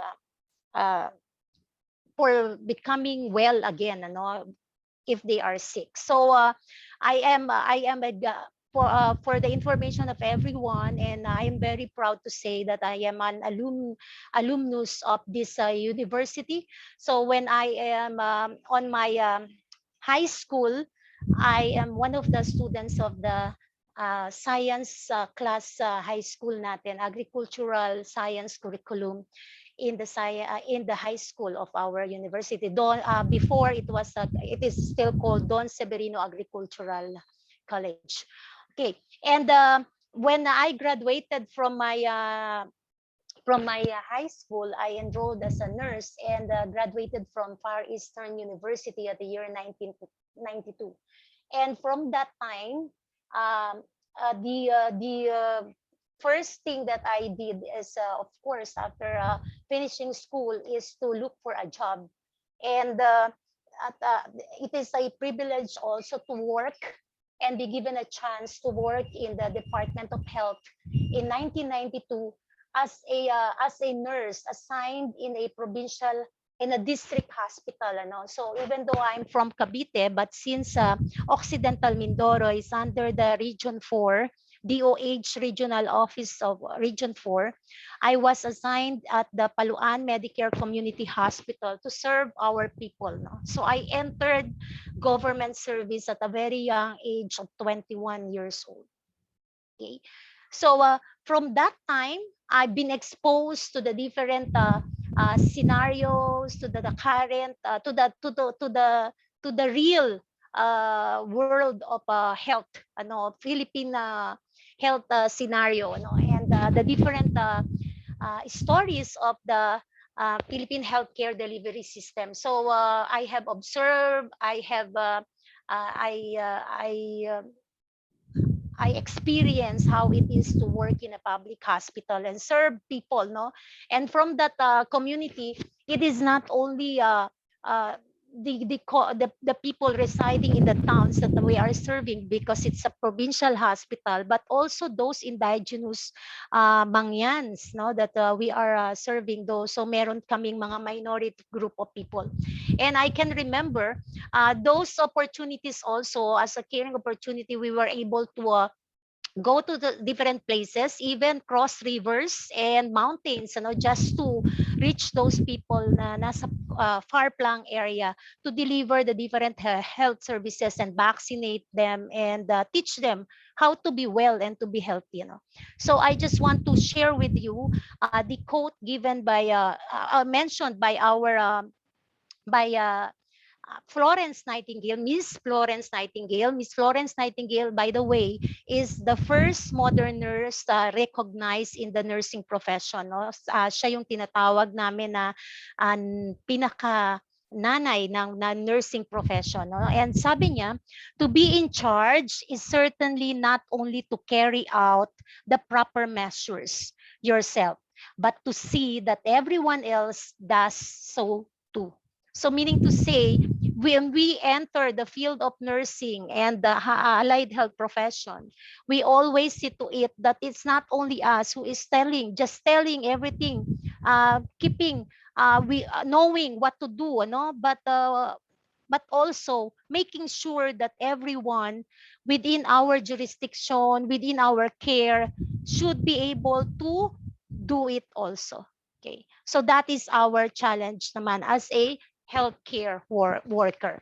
So with this journey, I after that I stayed in the public service for the for the health hospital for almost 12 years, no? So 11 and a half years to almost 12 years. And from that time, in 2002, the Cavite State University started to have this Bachelor's of Science in Nursing program. So I am one of the pioneer faculty members, together with Dean Lenny De Vera, who is the first dean of the College of Nursing, together with the rest of our faculty members, Dr. Evelyn Del Mundo, who is now the current dean of the College of Nursing, and the rest with the, I will not be mentioning everyone, but most of us, we just started as by the time, from the time of Ma'am Lenny, they just started at four faculty members until the time that they hired, especially when the student got more and more, every year. And this has been our uh, uh, commitment to the Cavite State University, to bring back I am personally, what this is one of my commitment as an alumnus of this university, to bring back that glory, and not only to bring back, but to maintain that glory in the university, that it is known for its excellence, for truth, and for service. Okay, so my journey as a caring opportunity also is being a teacher. So we are being assigned with the different students coming from different municipalities and even provinces, and from a small start, we started with 46, 48 students for the first batch na nag-graduate, but definitely ngayon we are almost 700 plus students, not including the first year pa na who were admitted recently. So we really grow so fast, and together with the faculty members, we also increase in numbers. Okay, so we have the opportunity to take care of not only our students, but also with we are connecting to the parents of our students, and trying to look into helping them, with their journey also of and dream, that their children will be finishing the different programs in the College of Nursing, being a medical technology and a registered nurse and a registered midwife. So with these opportunities, I was able to be given chances also to be to hone my skills and my talents. And I think most of us in the College of Nursing are also given opportunities by the Cavite State University to do this, and by the different activities that we have in the college, we were able to conduct researches, and we were able to deliver community services to the different adopted communities that we have, extending our commitment, that we provide solutions to the problems of our community.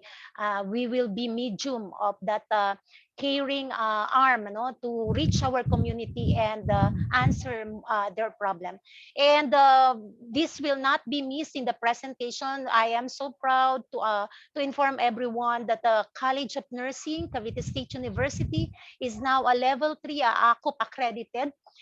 Just recently, during the visit on May 12 to 14, 2021. And this is already a very uh, uh, a great achievement for the College of Nursing, because to be a level 3 accredited, meaning to say that your programs, the programs that are being offered in your college, is something that is highly recognized by the Commission on Higher Education, as well as the different yung mga accreditation agencies, because we have passed the different indicators, to be claimed na our programs are truly of quality and being delivered with excellence. So we want to share this to all of you, especially to the CVSU family. So aside from that, my story is actually my journey being a leader.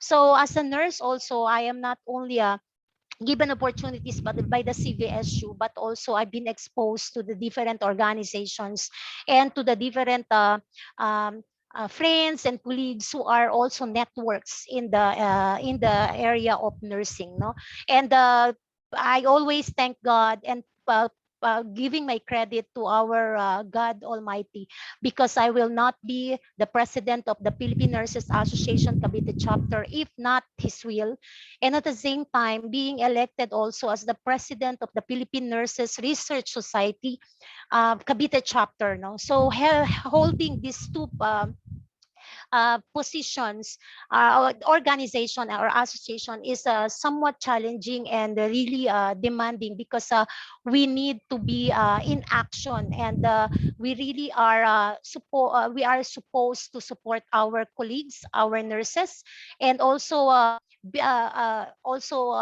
include in our advocacies are the utilization or the making use of research, as an effective tool for delivering innovative changes in our society, and help also our community people, yung mga social innovations that we can do to them related to health and health related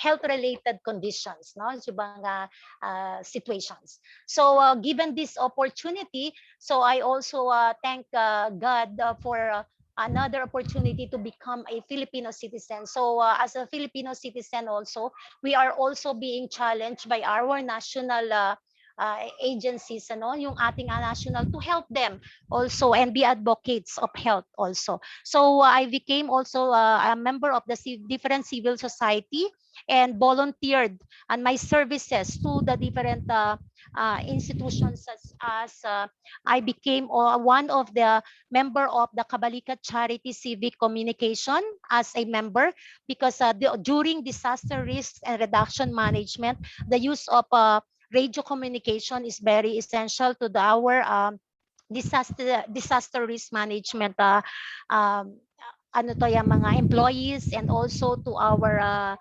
members in the community. So I support this civic society, ano, and also as a member also of the Philippine National Red Cross as a volunteer. So we as nurses also and member of the PNA, we have a memorandum of agreement with the Philippine Red Cross to be a member and an arm also to deliver the different advocacies of Red Cross. Also, during the pandemic of 2020, all of us, madami na sa atin na depressed and most of us are nakakulong tayo for 3 months and how many tayong nagiintay ng announcement na during April, May, June, July. On that time, on those times, instead of being sad and depressed, what I really do is engage more on how I can use my profession and my skills, and also so that I can share it to everyone. And one way of that is I engage in the Department of Science and Technology training program. They look for trainers for the COVID-19 TANOD, DOH COVID-19 TANOD.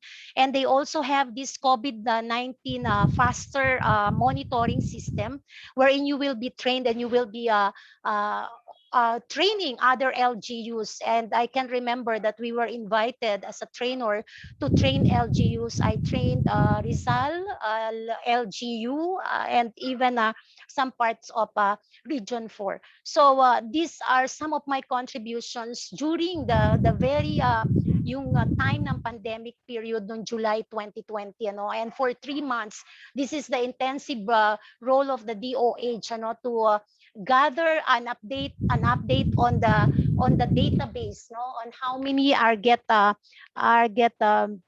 inflicted by this virus. Another thing that I volunteered is to be also kami with the PNA, the members and the officers of the PNA together with the BODs. We have officers here from the Philippine Nurses Association Cavite chapter. So our dean from the College of Nursing is our current treasurer, and Ma'am Joy Di Mayuga is our current board of director together with Sir Rolly Antonio. So we are very proud. We are also very proud to say that 4 of the Cavite chapters officers board of directors are also in the college, giving us a strong leadership towards the health advocacies of the PNA in the whole and in the entire province of Cavite. So with this given how are we now, how did I and we were able to manage the association. So yung term na nursing is also nursing, meaning to say giving care. And I have this I heard Dr. In one of the webinar by Dr. Borromeo from the medical city. So he mentioned that he cite also this he shared this slide which also touches me, yung strategic leadership during crisis.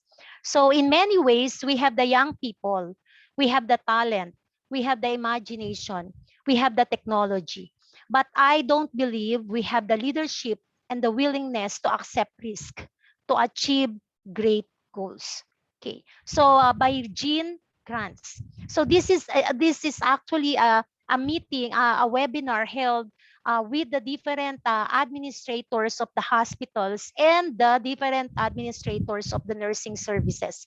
So he is telling this to that audience that yes, we have younger generations of nurses, of healthcare workers, but there is still that need to be trained and to be called for leadership is something that should emanate from coming from these young leaders, yung young leaders natin, and most of them should be encouraged to really not not taking the risk so much, but also be involved in the risk. At the same time, make sure that yourself is being protected. It is not about but being well also is not be just staying at home and keeping yourself safe, no, but also looking into conditions wherein how you can move, you can still be productive at your own pace and at your own places. Okay, so as an association, so I include also part of my extension services, no, as a nurse, is to be a volunteer of the national immunization, national vaccination program for COVID-19, no. So this is during weekend, if I have time on Sunday or Saturday, I will be volunteering for the vaccination, because it is really a sad situation that we have a lot of vaccination sites, no, and hub, we have so much, we have but definitely but the problem is the human resources, ano, yung magba-vaccine, the manpower, because it is working as a team. So in the vaccination center, some of you already have gone on your vaccination. You can see that it is not only about injection, but there is screening, there is health education, there is monitoring after the vaccination. So the process is requiring a lot of people that can be deployed, no, dun sa bawat steps noong vaccination. And to tell you a story, ano, yung with the recent experience ko, we were only 3 who are vaccinating, and imagine we have almost 700 residents, ano, na magpapabakuna. And really, looking at them waiting for the vaccination, I am also saddened. I want to share my emotions to all of you, ano, kasi I am really saddened that they have this much, but the people that are really moving into this are very few, ano, because the need to accept the risk is really something that is a decision to make, no. I can still remember the first day that I decided to volunteer for this. I really asked permission from my husband, inform all my kids also, and of course taking all the precaution. I need to wear PPEs and everything, and make sure that I am also a vaccinated person, ano, kasi so that you are protected already. So ito is a decision to make, and when you are driven by passion to really help, you cannot move from it, ano. The intention of doing good to your fellow ano, yung mga community people is there, ano. So ikaw talaga ang ano. And I'm sharing this picture in the middle of this slide. You can see this is a nurse wearing a mask, no. And it's not a coincidence, no, but I'm in my picture also. I got that is ano ba to, yung selfie picture that I have during the vaccination. And I recall this picture. I want to include this in the presentation because this picture was if you will be ano to, yung zooming out itong picture na to, the entire picture are actually small pictures of those who died, those health workers who died from COVID-19 pandemic. And the author of this one, the painter, the one who made this, no, she is already instructed at the bottom part, nakalagay doon, you need to zoom out this picture so that you can see them, no. And I cannot hold my tears every time I'll be seeing, how many lives of these health professionals have suffered because of this, no. And we do not want that to happen, no, ng mahabang panahon. And we are experiencing the scarcity of human resources ngayon dahil kagaya natin in the College of Nursing, 2 years ang mga bata, and there were no graduates, no. So yung last year lang, just recently nagkaroon tayo ng licensure board examination, and all the agencies, mga DOH, they are all waiting for our graduates, no? Kasi kulang na yung ating nurses in the different hospitals. Madami na din ang nag-abroad and tapos wala tayong napag-graduate. And this is the current scenario that we need to be aware of, okay? As citizens, not only for us health workers, because this is the concern of everyone. And with so much yung influx of patient in the hospital, you can see it in the media. There are so many people, o yung mga patients na suffering from COVID in the waiting area out of the hospital, in the tent, because there's no available rooms and spaces for them. No, I can even recall the Red Cross Dr. Sir Gary Santos called me because he is asking for help for the vaccination, and also those that are on the LGU in the Dasmariñas, some of the even in our locality, also in Indang, there is also a need for this vaccination yung mga nurses or midwives na magba-vaccine for this client, for the vaccination program. So when we are talking of caring, we are talking of a process by which the nurse become responsive to another person as a unique individual, perceives the other's feelings, and set that person up apart from the ordinary. So this was a quote quoted by Cronin and Harrison, pero this was taken from Watson, Jean Watson, and Jean Watson is a theorist in caring, in nursing. So that's we have Jean Watson's theory of caring in nursing. So with that, I am also sharing with you some of the pictures that we have we did with the College of Nursing, and been part of our presentation also of the I'm just posting few of this, but because I have a video to watch after this, you will be watching a little short video about our extension activities in the college. So we also did visitations to the different nurses, because nurses are depressed. We are also being inflicted by COVID. And in the recent report by Dr. Dalisay, when I attended the meeting on the Philippine provincial disaster risk reduction ng province of Cavite, you know that our nurses are also inflicted, and the doctors. So there are already as of September 20, 2021, the report delivered by Dr. Dalisay, our provincial health officer, there are already 350 healthcare workers who are having COVID and inflicted by COVID, not right now, are under quarantine. And out of those 350,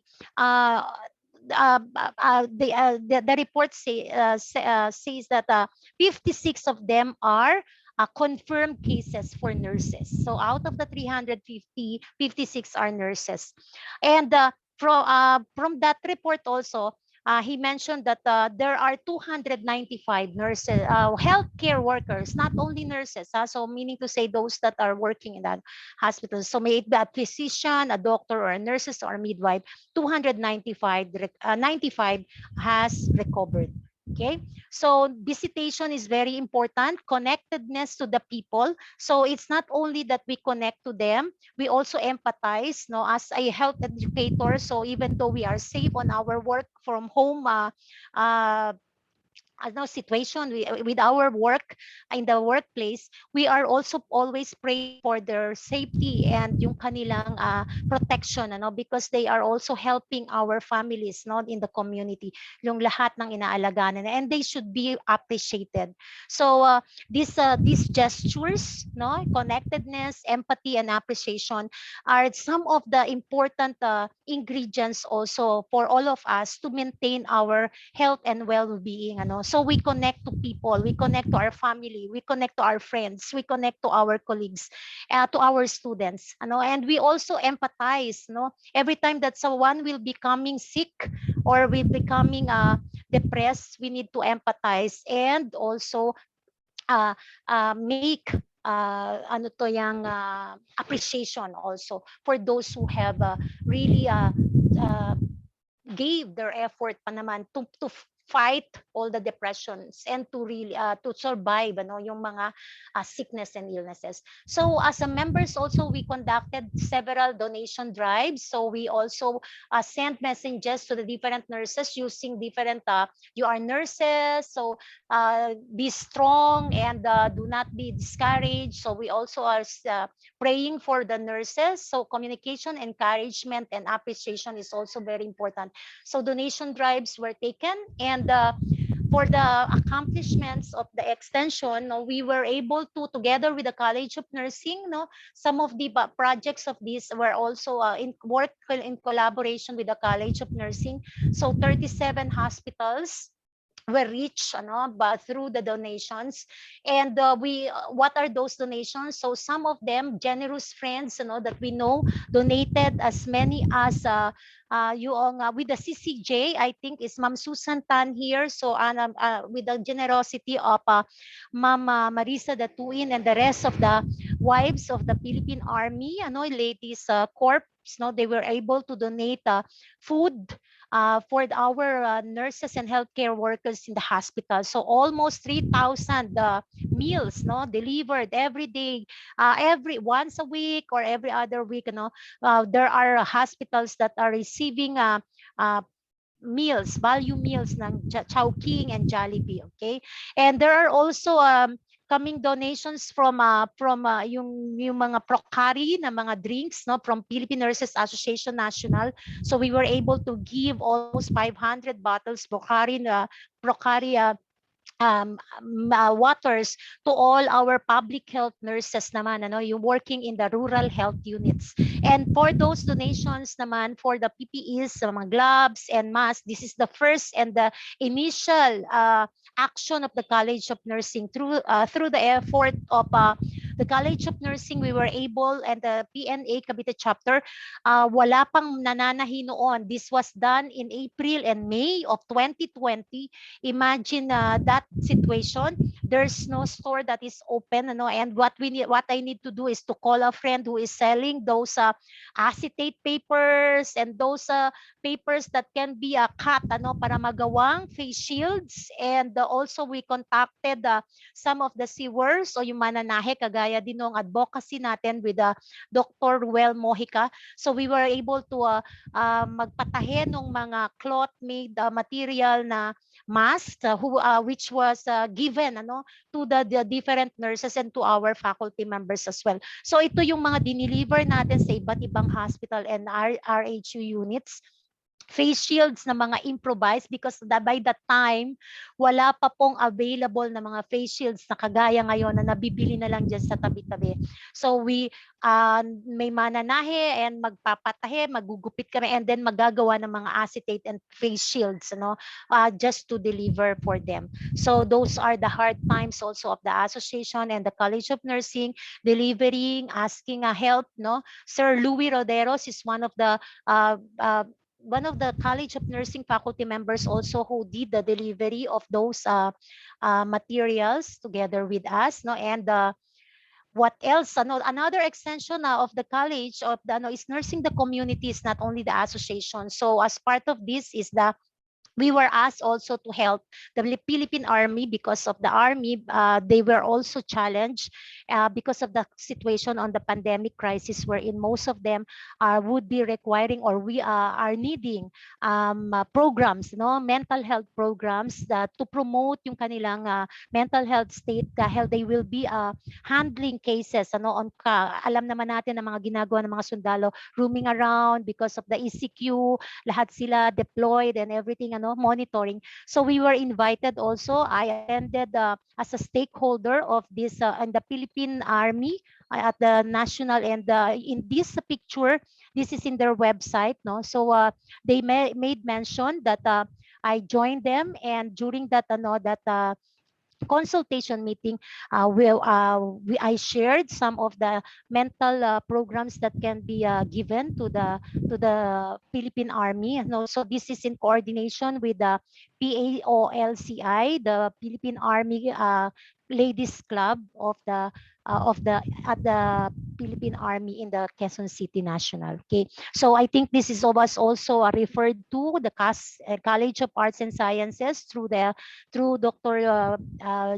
Bettina Joyce Ilagan and through the chairman of the psychology department to help and augment also their need, ano, yung help makaformulate ng program nila.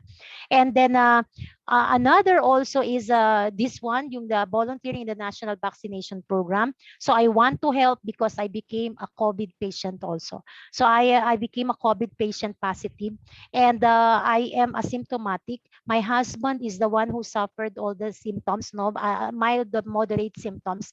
But because I am always close with him, so I got also infected. But there's no symptoms associated, and I was asked to quarantine for 1 day, but I also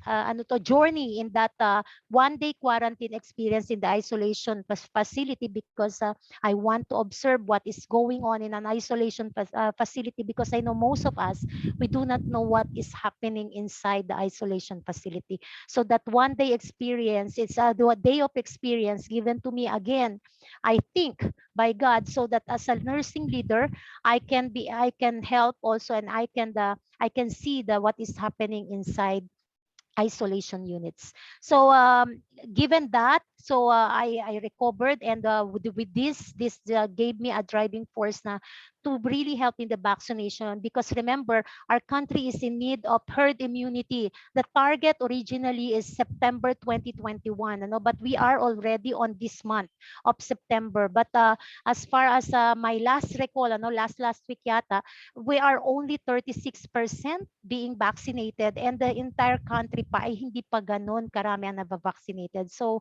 the advocacy is still continuous. Okay, so we want to be free from this COVID-19 pandemic. So the College of Nursing adopted also community, madami kaming communities, and Indang is one of the main receptor, no? So in Barangay Kaikwit, we are also doing some extension and extension activities. So given that, I'll be sharing this time the video extended by the College of Nursing to the different communities and the different extension activities that are given and provided for our people. Let me, ma'am, may you please share the video that I sent earlier? Yes, ma'am. Pwede pong magpa-stop share po muna. Thank you po. Yes po. Thank you. Thank you very much.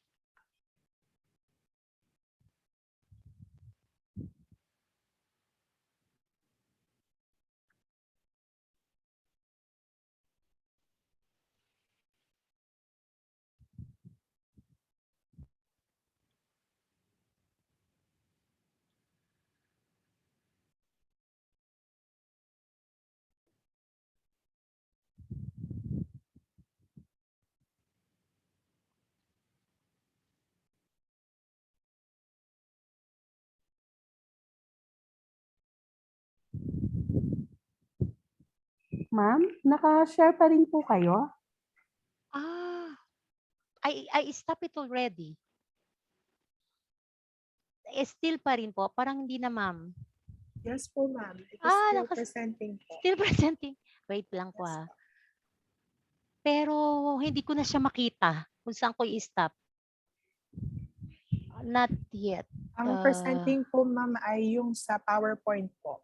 Baka pwede nyo na akong, can the host stop my presentation? I cannot really see the button po. Pasensya na. Ang nakikita ko na po yung ating mga pictures. Kasi I click already the stop sharing. But kaya, what happened? This one. Okay. Is it okay na po? Yes, ma'am. Thank so you. much Thank po. you. Okay. All right, ma'am.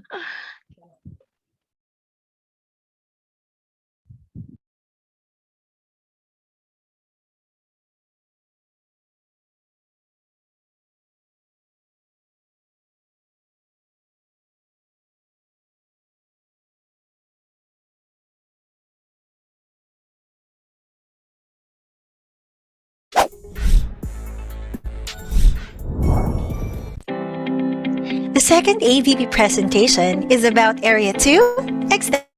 Extension Service.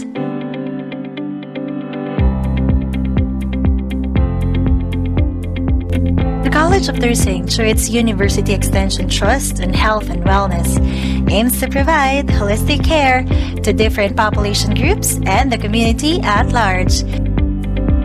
It also defines the collective and individual roles that various stakeholders, program planners, local government executives, development partners, the academe, and the civil society play in shaping the future of our country's health system and in bringing better health outcomes for the people.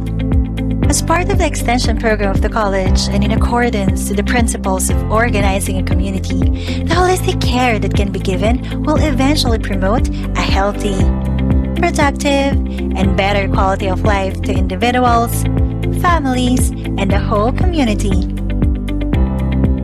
The extension program of the college are geared towards the attainment and development of competency and widening of opportunities for holistic growth of individuals, families, and community with emphasis on national and global goals. The extension program activities of the college are based on the needs, problems, and resources of the adopted community. The activities are guided by the local, regional, national, institutional development trust and directions. The Health and Wellness Trust of the college are embedded in the activities for maternal and child health care and family planning, mental health awareness, elderly care including PWDs, emergency and first aid, gender and development, health education and adoption of health initiatives, bloodletting programs, and establishment of wellness demonstration centers. To be able to inculcate all this, ConCares was born. The said activities are clustered into 4 strategic projects under ConCares, namely Aruga, Alaga, Alalay, and Alamin.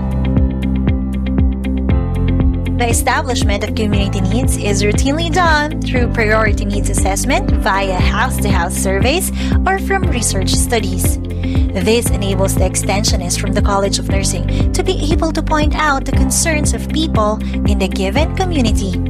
These concerns were then validated through dialogues via community assembly meetings or focus group discussions with community leaders, barangay health representatives, and the members of the community. Once the concerns are established and agreed upon, the faculty members plans along with the community in partnership with the barangay health representatives on the health and health-related activities for implementation. These are the initial steps on how extension activities are developed. In February of 2018, 2 extension activities were executed. First was held on the 6th of February, wherein a seminar on non-communicable diseases like diabetes mellitus coupled with proper nutrition was initiated by the College of Nursing Extensionists. This event was attended by 39 residents of Kaikwe 3 in Dang, Cavite. The participants was able to gain knowledge and started to embody the need for active lifestyle as a means to prevent and minimize the effects of non-communicable diseases through different activities like Zumba, preparation of healthy meals, as well as blood pressure monitoring. Ms. Jocelyn De Mayuga, the College of Nursing Clinical Coordinator, served as a speaker for the said seminar, while the other faculty members, led by the Dean of the College of Nursing, were in charge on other parts of the program, such as the registration and vital signs monitoring. This event was also supported by the students. The second extension activity was held on February 8, 2018, wherein a seminar on first aid was conducted by the College of Nursing Extensionists. This time, the barangay officials, barangay police, barangay health workers, and some residents were the attendees. Initially, The invitation for the training seminar was given to Kaykuitres Barangay Health Emergency Response Team members as they had a joint attendance to another similar seminar organized by the College of Nursing, this time in partnership with the CVSU Multipurpose Cooperative. The activity was organized to improve the knowledge and skills primarily of the Barangay Health Emergency Response Team that could help the community during unprecedented occurrence of disasters. Calm demeanor and presence of mind during emergency, together with proper knowledge on what to do, are just few of the learning takeaways shared by the attendees. In January of 2019, an updated survey on health concerns affecting the community was done. This survey was spearheaded by Professor Ninita B. Panaligan. A seminar regarding the common childhood illness management on children aged 1 to 5 was done following an updated needs assessment survey from an action research under the Community Organizing Participatory Action Research or COPAR related learning experiences during community health nursing in Kaykuitres, supervised by clinical instructors and faculty extensionists. The baseline data gathered during this intensive community exposure reveals that cough, colds, diarrhea, and asthma are the most common childhood illnesses experienced by children aged 1 to 5. During that time, majority of the mothers verbalize that they are in need of guidance in terms of home management of these common illnesses. The caregivers or mothers of children aged 1 to 5 attended a seminar entitled Training of Mothers on Integrated Management of Childhood Illnesses. There were 10 attendees on the said activity that is composed of mothers and grandmothers who attentively listened during the training held on March 19, 2019 at Kaykuitres in Cavite. The interest of the attendees on the topic was evident, especially during the open forum, which gave a way for health clarifications and queries, especially in addressing myths and concerns of the attendees. The follow-up activity for the training of mothers on integrated management of childhood illnesses in Kaykuitres was held on December of 2019. Results from the follow-up activities reveals that children have lesser incidence of suffering from common illnesses, signifying the effectiveness of the program among the attendees of the seminar. With constraints and time limitations due to unavailability of the primary caregivers to attend in seminars conducted by the College of Nursing Extensionists, the faculty members planned a way to be able to reach out to the members of the community. With that in mind, a self-learning material or module was developed and produced by the College of Nursing with the help of the students to maximize the reach and target intended clienteles or primary caregivers. If the most dependent sector of the population is being cared for, it will reflect on the level of knowledge and well-being of the community. The updated needs assessment survey was discussed with the barangay health workers. Upon consultation, it was further highlighted that most of the caregivers of the elderly are not well versed to caregiving skills. During the consultation, it was aired that there is a need for training on basic nursing caregiving skills. After the meeting, followed by activity planning, an orientation regarding basic nursing and caregiving skills for elderly was done on March 6, 2020 at Kaykuitres in Cavite. The project was initiated to benefit the frail and the dependent members of the family and the community, which is generally the senior citizens. However, the training seminar do not just solely focus on elderly, but also to other age groups needing assistance in maintaining the activities of daily living. The series of training regarding basic nursing or caregiving skills was already approved and agreed upon last April of 2020. But it was put on hold due to the pandemic, as such activity can be best delivered via face-to-face for actual return demonstration using available dummy or models from the College of Nursing. There are other outreach activities conducted by the faculty members from the College of Nursing.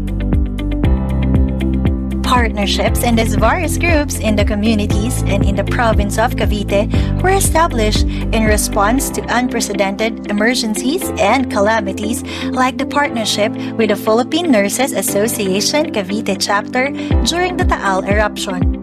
The faculty, staff, and students of the College of Nursing answered to the call of relief operation to help aid the victims of the Taal eruption. Essential needs such as food items and clothing were distributed on January 2020 to different evacuation centers located in the province of Cavite, and 1,000 beneficiaries were reached through these efforts. The advocacies of the College of Nursing during the current COVID-19 pandemic started in March 2020. Distribution drives of personal protective equipment, or PPEs, to health frontliners was done, as well as distribution of food and some disinfecting materials.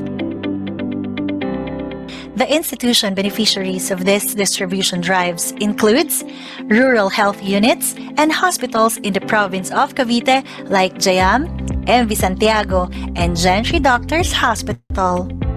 Nursing frontliners was the center of these efforts to support the health systems in these hospitals and institutions. This was also supported and done in partnership with the Philippine Nurses Association Cavite chapter and individual donors. Part of the advocacies established by the College of Nursing is the distribution of blood donor cards during the pandemic. At least 4 hospitals received blood donation cards from CVSU College of Nursing. This donation aims to help those in need of blood products from transfusions during the pandemic. The college facilitated ways to produce the needed blood products through the donation of blood unit vouchers issued by the Philippine Red Cross from the faculty and student donors. Other activities conducted by the faculty extensionists from the College of Nursing includes gender and development trainings and workshops. There were more or less 500 faculty and students that benefited from the knowledge transfer on GAD issues, breast examination, and first aid seminar from the CVSC community hosted by the university. In one of the Gender and Development Extension projects, there were 35 persons with disability or PWD Indang officers who attended a community first aid and seminar on common medical terms conducted in partnership with the Gender and Development Resource Center, CVSU, in April 2018 and January 2021. While more than 100 attendees were served during various medical missions participated by the Con Nursing faculty, sponsored by the CVSU Multipurpose Cooperative in Indang, Cavite. In the future, the College of Nursing will be focusing in the following activities adhering to the ConCares project. The following are health education campaigns which will be disseminated as a means of health information to increase health literacy or knowledge in the community. Continuous trainings of health workers in leadership and management which will not only enhance skills but will also improve the health service to the community people. To establish a health kiosk that the college can share with the community to increase health service utilization, especially in health education. The extension services of the College of Nursing will continue to be of great help to the needs of the community in improving their health. In the next 5 years, the College of Nursing Extension Service will improve health education campaigns via face-to-face or online webinars, establish a certification program on training for health workers and caregivers, and establish 2 health support kiosks for health and wellness under the banner of ConCares.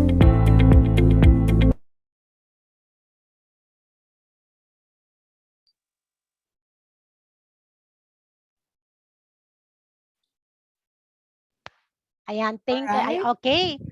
So, to end my, I hope everyone have watched it, and to end po my presentation. Sorry.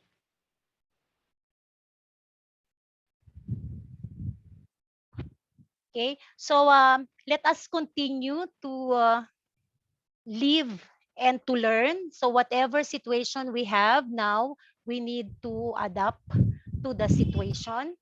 So, are you seeing po my screen? Yes, ma'am. Ayan.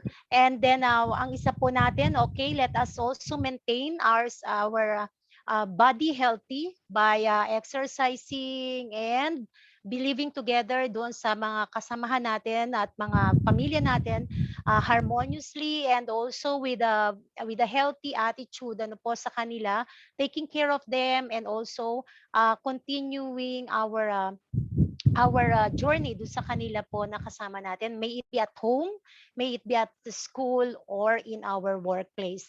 So let us continue also to have fun and also make relaxation, use relaxation techniques such as yung pong though we cannot do this we need social distancing, but at the corners of our houses we can enjoy watching movies, we can enjoy playing indoor games, and so for our students naman we are also motivating them that even though it's very challenging, some students are finding it difficult for the flexible learning, but we are always very positive that they will be finishing the course that they have started.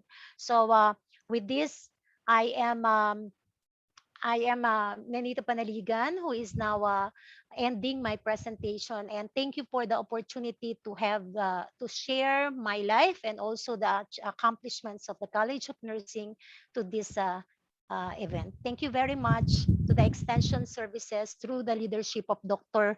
Almira Magkawas and Vice President Dr. Melbourne Talaktak. Thank you Thank very you so much. much, ma'am. Thank you, ma'am. Thank you, Professor Nanita B. Panaligan, for the informative and outstanding discussion for the topic, Caring Opportunities, Nursing the Communities and Association with Leadership and Extension Services. And ma'am, thank you also for sharing your personal and professional experiences with us. Thank you. Thank you so much, ma'am. Okay, just like with Ma'am Mina po, later po ay entertain po natin ang question ninyo for Professor Nanita, ma'am. All right? Thank you, ma'am. Thank you. And screen na po ako. Okay.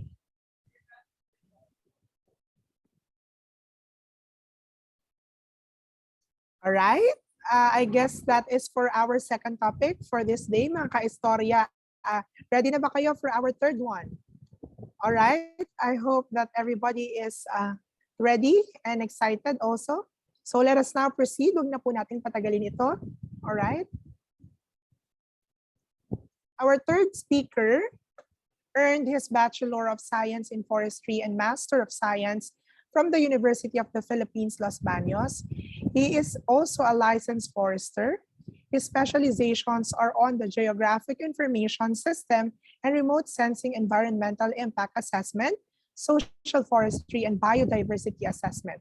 He is also an instructor from the Department of Forestry and Environmental Science from the College of Agriculture, Food, Environment, and Natural Resources. He is currently conducting his researchers on a value chain upgrading and capacity building of salt supply chain actors business model development for village level processors in the Philippines in collaboration with the University of the Philippines, Los Baños, funded by the Commission on Higher Education, IM4 Manila Bay Project 2, development of an integrated mapping, monitoring, and analytical network system for Manila Bay and link environments in collaboration with the University of the Philippines, Diliman, founded by DOST, and of course, the landslide investigations on geohazards, preparedness for timely advisories in the Philippines, or LIGTAS, in collaboration with UP Los Baños and funded also by DOST. And of course, Bridges, Harmonized and Unified GIS for Industry Productivity, or HUGIS, in collaboration with Batangas State University, funded by CVSU, and 3 Inventory and Assessment in Cavite State University, Don Severino de las Alas Campus, Indang, Cavite. Philippines Using Geographic Information System and Remote Sensing, funded by CVSU. And he is also the Department Extension Coordinator and Laboratory in charge of CVSU Environmental Geoinformation and Remote Sensing Laboratory, and he is a designated Pollution Control Officer of Cavite State University Don Severino de las Alas campus. Let us all welcome Mr. Junser P. Magpantay. Sir? Thank you very much, Miss Audrey, for that generous introduction. Can you hear me? Yes po, sir. Loud and clear. Permission to share my slide. All right, sir. Kita na po, ma'am. Yes po, sir. Okay, thank you very much, Miss Audrey, for that, again, for that generous introduction. So before I present about yung istorya ng Pollution Control Office, I would like to take this opportunity to thank Dr. Mira Magkawas and Extension Services family for this opportunity para maibahagi po namin ang kwento ng isa sa pinakabatang opisina po sa CVSU po natin. And also to Dr. Melbourne Talaktak, the Vice President for Research and Extension po. And also po dun sa boss ko po na pumayag po na mag-present po kami dito sa Extension, sa Istorya, Dr. Camilo A. Polinga. And also po sa aming dekana po ng KFINAR po si Dr. Analita Magsino. So this is our presentation, the role of PCO towards healthier and safer environment. So before pala yan, i-shout out ko muna yung mga students ko na nagtitake ngayong SEM na to na Environmental Planning and CVSU 101 kasi very related sa kanila ang topic na ito. So for the istorya, hatiin po natin sa apat: environmental problems, pollution control office, PCO accomplishment, and future plans of PCO. So ngayon po, mga students natin, inihahanda po natin ang university para if ever magkaroon po tayo ng face-to-face, pagpasok niyo po dito sa ating humble university ay maging safe and sound po kayo. Pero sa ngayon po, ang tinutulungan po natin ay ang mga empleyado po dito sa main campus, dito po sa Indang, para pag nagtatrabaho po sila kahit po dito sa loob ng university or sa kanilang kabahayan, ay sila po ay safe po. So, did you know that average generated waste of a Filipino per day is 0.5 kilogram? So, yun daw po, tayo daw po ay nag-generate kada araw daw po ng kalahati kilo po ng basura araw-araw po. So kung ilan po yung kapamilya po natin sa bahay, ay i-times na lang po natin at gaano po kadami ang nagiging basura po natin. At alam nyo po ba na yung mga basura po dito sa university ay gumagastos po tayo ng 192,000 pesos para lamang po dun sa mga basurang hindi na napapakinabangan o yung tinatawag nating residual waste. Bukod po dun sa residual waste, meron pa po tayong mga hazardous waste. So mostly ito po ay nanggagaling po kanina po yung sa speaker po natin sa College of Nursing, sa ating pong health services at sa mga laboratories po natin. So tayo po ay nag-expend ng average 200,000. So kung pagsasamahin po natin yung basura po niya na ibinabayad po natin sa accredited hauler, ay parang pwede na po nating ipasweldo po sa isang taon sa isang administrative aid po, sa isang empleyado. So for your information lang po, ang basura po dito sa ating university ay hindi po hinahakot ng local government unit po ng munisipyo ng Indang po. Ito po ay nahanap po tayo ng accredited na makukuha po ng ating mga basura. So approximately kalahating milyon po sa loob ng isang taon ang nagagastos na ating university para lamang itapon or i-dispose po natin ng basura. Yan po yung nagiging problema po ng ating university. So ito po yung mga karaniwang mga dahilan kung bakit po nagkakaroon ng maraming basura po, lalo na po nung nandito pa po yung ating mga students. First po, outside waste were brought inside the university. So pag bumibili po sa labas, ay nadala po nila yung mga basura po nila sa loob din ng university. So dito po nila itinatapon, so tayo na po yung magdi-dispose po noon. Pangalawa po, no or less knowledge about solid waste management. So sabi nila, hindi namin alam kung paano ang plano ng university, hindi nakarating sa ating announcement or ang memo. Pangatlo po, misinformation. So doon po sa misinformation ay, syempre po, hindi po sila pumupunta sa amin, sa opisina. So parang kung ano na lang po maikwento sa kanila, yun lamang po. Pang-apat po is mixed waste. So dito po, dahil wala nga po silang alam, pinaghalo-halo na po nila. Kapag pinaghalo-halo nyo po ang basura na pwede pang pakinabangan at hindi na pwedeng pakinabangan, total po noon ay hindi na po lahat yun pwede pakinabangan. So mag-a-add na naman po siya sa ibabayad natin para hako po ng accredited holder.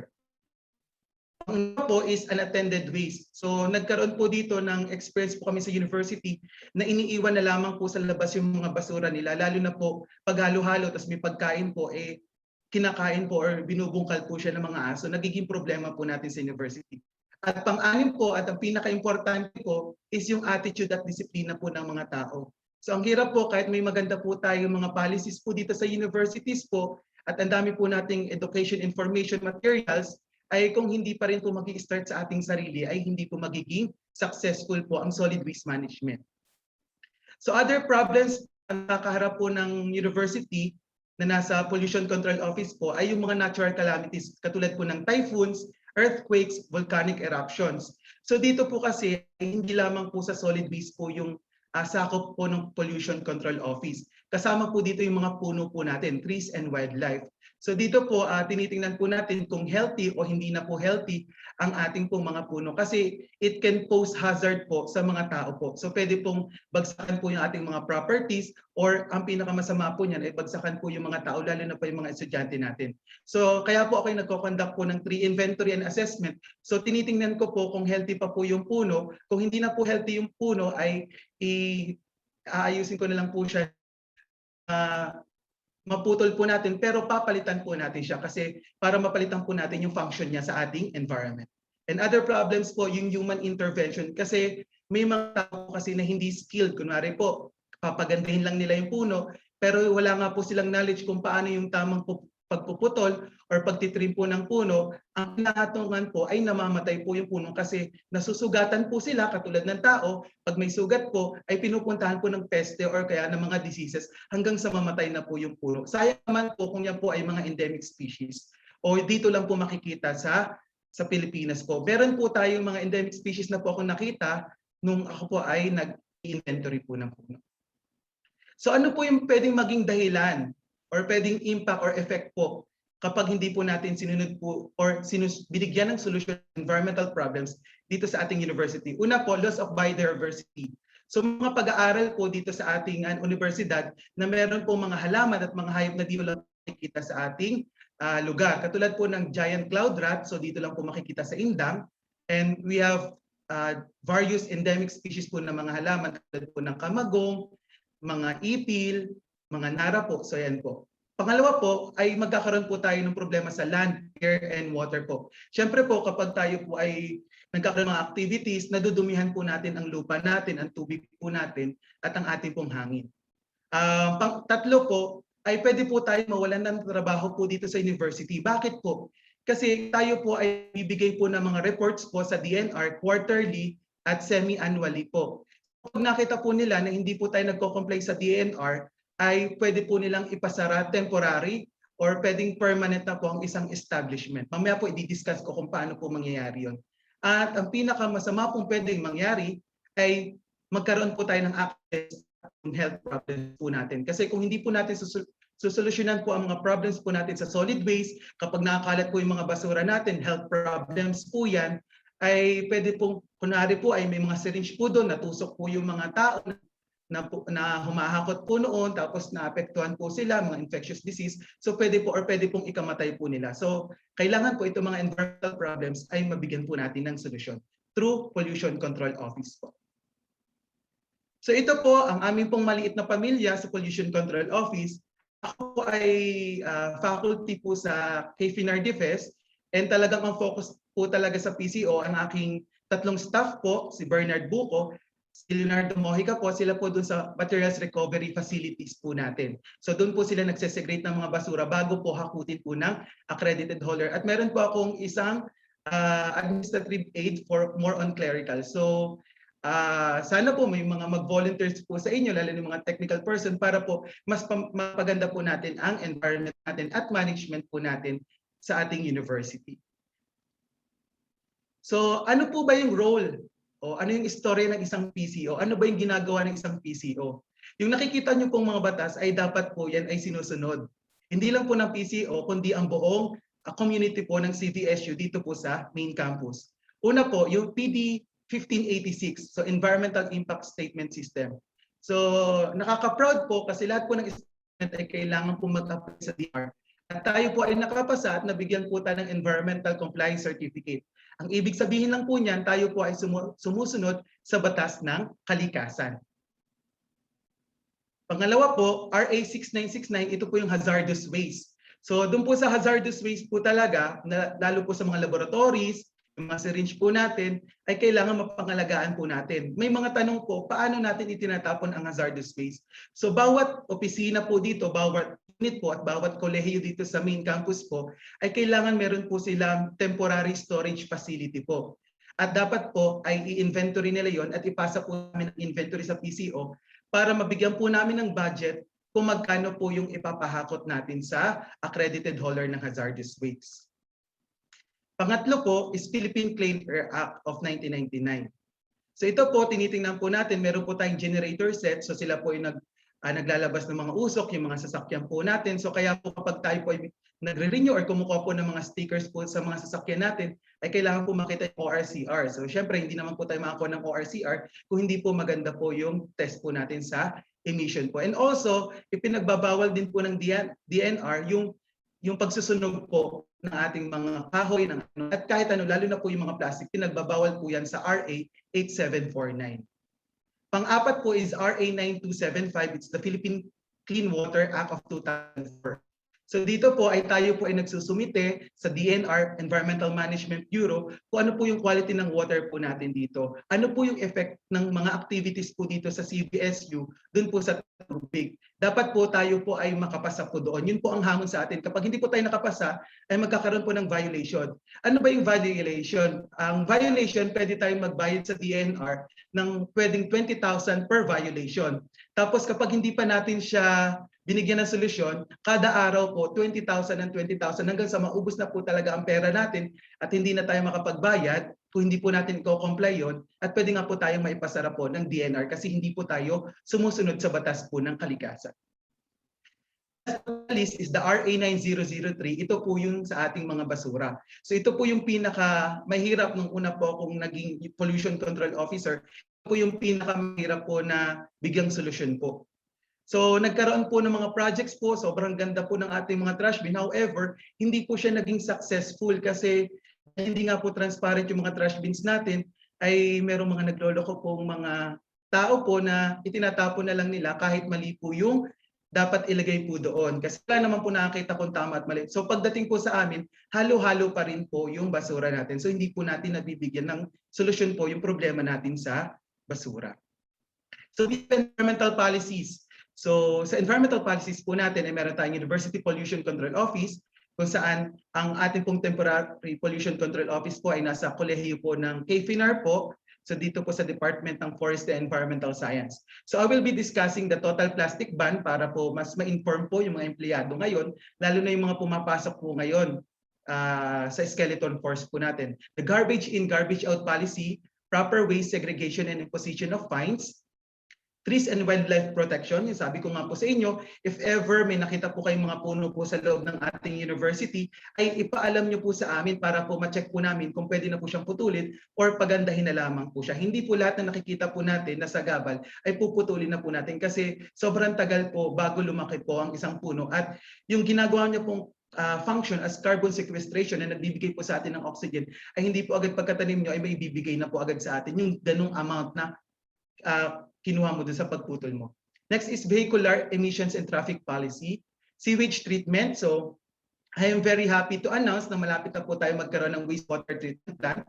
And natural disaster and risk management. So meron po tayo nan in partnership with the KFINAR DFES and College of Criminal Justice po and environmental education and awareness. So yung accomplishments po ng PCO po ay una po nung umupo po ako dito ay pinagawa po ako ni Dr. Milo ng Manual of Operations para po makapakita po kung ano po talaga ang dapat gawin ng isang opisina ng pollution control. And we have also drafted the Citizens Charter. So every quarterly po nagpapasa po tayong self-monitoring report.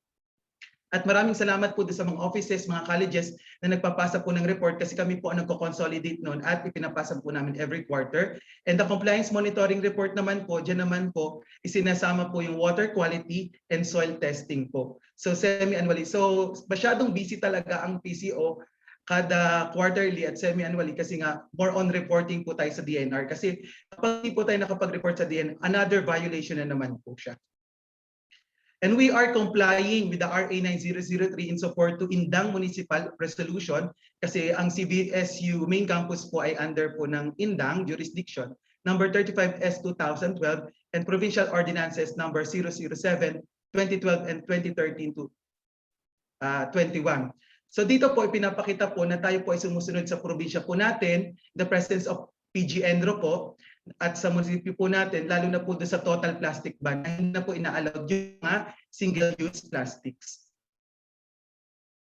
So ito, naglabas po tayo ng mga memorandum. So sinend po natin sa lahat ng offices at naglagay pa po tayo ng mga hard copies po sa mga gates para po malaman po lahat ng mga empleyado at ng mga bisita po natin na meron po tayong sinusunod na batas which is corresponding with the PGNRO or provincial government po natin and municipal ordinance. We are following the instructions po. So ito po, I will focus po dun sa tatlo na sobrang importante po talaga is the total plastic ban, garbage in, garbage out policy, and proper waste segregation and position of fines. For the total plastic ban po, so dito po talaga, it shall be the policy of the university to gradually eliminate the use of plastic bags, styrofoam, and other similar food packaging materials and remove such from the solid waste stream of the university. So talagang no to single-use plastic. So talagang ni-required po natin lahat, lalo na po yung mga faculty na nagkakaroon pa po tayo ng face-to-face, na talagang magdala po sila ng sariling lalagyan. Pero ngayon po, because of the pandemic at baka po maganda hawa-hawa, so hindi na po natin ina-allowed muna na magpasalin. So thank you po sa director po natin sa hostel po, si Dr. Patrick po, ay pag nagbebenta naman po sila ay nakalagay naman po sa reusable. So pwede na po uling gamitin ng kanilang mga clients po uli yung napagkainan nila, huhugasan na lamang po. So wala po tayong naibibigay na basura doon. Paulit-ulit lang po natin ginagamit po ang ating mga food containers. So alternative reusable containers or biodegradable packaging material must be adopted po. So yan po yung binibigay po nating policy. And kapag nag-take out nga po ng food, ayun, kailangan po magdala ng sariling lalagyan po. Even though yung mga soft drinks po dati, nung wala pa pong pandemic, is pinapasalin po talaga doon sa kanilang mga bottle para hindi po sila magkaroon ng mga basura. And paper bags are allowed. Kasi po yung mga paper bags po, pag hindi na po pwedeng gamitin, ay pwede pong i-recycle. So pag ni-recycle po natin ang basura, hindi na po siya basura kasi siya po ay napapakinabangan na po natin. Next po is the garbage in, garbage out policy. So medyo nahirapan po kami dito, lalo na po nung umpisa kasi puro garbage in na lang po ng garbage in. So again, kapag garbage in ang garbage in at hindi po inuuwi yung mga basura po natin, ay tayo po nakakadagdag dun sa iba-budget pa natin para hakutin lamang ang ating basura. So yun po, ngayon po, chinecheck po natin ang mga sasakyan po natin nung hindi pa po nagkakaroon ng pandemic. Chinecheck po natin ang mga sasakyan para po ma-check kung hindi po nagdadala yung mga tao ng mga basura nila galing sa kanilang bahay or kung saan man sila kumain sa labas po. Third is proper waste segregation and position of fines. So ito po, hindi po kami masyadong strict dito kasi hinahayaan lang po muna namin na maubos muna yung mga plastic po kasi nakapag-purchase na po yung iba. So we are coordinating with the supply office po na next pong purchase ng bawat offices po ay wala na pong plastics. Ang pwede na lang po nilang i-purchase na plastic ay yung trash bins po na transparent at yung kulay dilaw po. So hindi na rin po kami nag-a-allowed po na bumili po ng trash bins na kulay itim kasi po for safety rin po ng ating mga empleyado po yun. Para hindi na po namin halukayin yung basura po ninyo. So kung transparent po siya, kahit sa labas pa lang po, kita na po agad kung segregated po or hindi po yung ating mga basura po. So here are the classification of waste: biodegradable o yung nabubulok, recyclable yung pwedeng gamitin, residual hindi na talagang pwedeng gamitin. Ito po yung pinapahakot natin is the hazardous. Yung hazardous, ito yung mga syringe, more on sa medical po natin and for the research purposes, yung mga chemicals po natin. So ano po ba yung mga biodegradable? Ito po yung mga nabubulok. So actually, nire-recommend po natin, ine-encourage natin ang university ang mga offices na magkaroon po sila ng compost pit at doon po nila itapon yung mga nabubulok. Ang maganda po doon, pag kayo po yung mga plantito at plantita, pwede nyo pong gamitin as organic fertilizer po. Pero kung wala naman po kayong compost pit, ay pwede nyo na lang pong iuwi kasi mostly, ang mga nabubulok naman ng basura po natin sa university ay yung mga tirang pagkain po natin. So, dalhin na lang po natin sa bahay yung mga tirang pagkain, pakain na lang po natin sa mga alaga nating mga pusa or sa mga alaga nating mga hayop. Next po is recyclables. Ito po ang pinakamabilis ko pong explanation sa recyclables ay ito po yung nabebenta po natin sa mga junk shops. And nagkaroon naman po ng memorandum na pwede pong ipagbenta ng bawat offices yung kanilang mga recyclable para magkaroon po sila ng revolving fund po. Pero kung wala naman po silang magawa po, pwede po nila yan ipahakot po sa ating kasama sa physical plant services. So sila po yung katulong po ng PCO sa paghahakot po ng ating mga basura. Again, ang paghahakot po ng basura sa university ay tuwing Lunes hanggang Huwebes lang po, 3:00 po. So kaya po wag pong iiwanan yung basura natin sa labas kasi pwede pong kalkalin po siya ng mga hayop, ng mga pusa at ng mga aso po natin. And then hazardous waste po, yung hazardous waste po natin ay ilalagay muna po natin sa temporary storage or ilagay po natin sa plastic bag na kulay dilaw po. At lahat po ng mga plastic bags, yung sa residual, recyclable, ay dapat po ay may pangalan po para ma-monitor po namin kung sino po yung hindi pa po marunong mag-segregate. Hindi po para mapagalitan or makuha po yung attention. Ito po is to educate. Ang Pollution Control Office po ay to educate po yung mga tao at hindi po isumbong sa mga higher authorities. So let me clear lang po, yun po ay para for monitoring lang po, para alam po namin kung sino pa po yung kakaunti ang alam or wala pa pong alam tungkol sa segregation or solid waste management po ng ating university. Sa residual waste naman po, ito po yung patapon na talaga. So wala na po talaga siya magagamit. So hopefully po, yung mga residuals po natin ay wag na po nating paramihin. So simpleng papel, kung malinis pa po yung papel, wag niyo pong basain kasi pag nabasa po yan, siya po ay residual waste na po. So may nilabas po ang DNR-EMB, yung mga used tissues natin, mga sanitary napkins po, yung mga face mask po natin ay sa residuals po. Pero siya po ay nakahiwalay pa po dun sa regular na residuals natin kasi pwede po tayong makahawa if ever tayo po ay nag-positive sa COVID na virus po. So yun po. Meron po naman tayong Facebook page po ng PCO for the update naman po ng mga policies po natin sa universities. And you can also pwede naman po kayo pumunta sa office kung pwede na po at pwede naman po kayong mag-consult sa akin via online. So ito po, nakalagay po ito sa ating sa entrance po, sa mga gate po natin kung ano po yung mga proper way. So yung information dissemination campaign po talaga natin ay sobrang massive po talaga para wala na pong questions yung mga tao na hindi namin alam. So dapat po ay wala na pong excuse na hindi po namin alam. So ito po yung mga fines. So nakalagay po talaga dyan na verbal warning muna. So thank you very much po kay Director Gomez kasi sila po yung unang nagsasalita dun, mga security cards po natin. Second offense po ay bibigyan po kayo ng ticket, violation ticket po. A third offense po ay magre-report na po kami sa Office of the President po and magkakaroon po kayo ng fine ng 200 pesos or 1 hour of community service. Hindi pa po ito na nare-revise pa po. So ito po yung ginagawa po natin sa materials recovery facilities.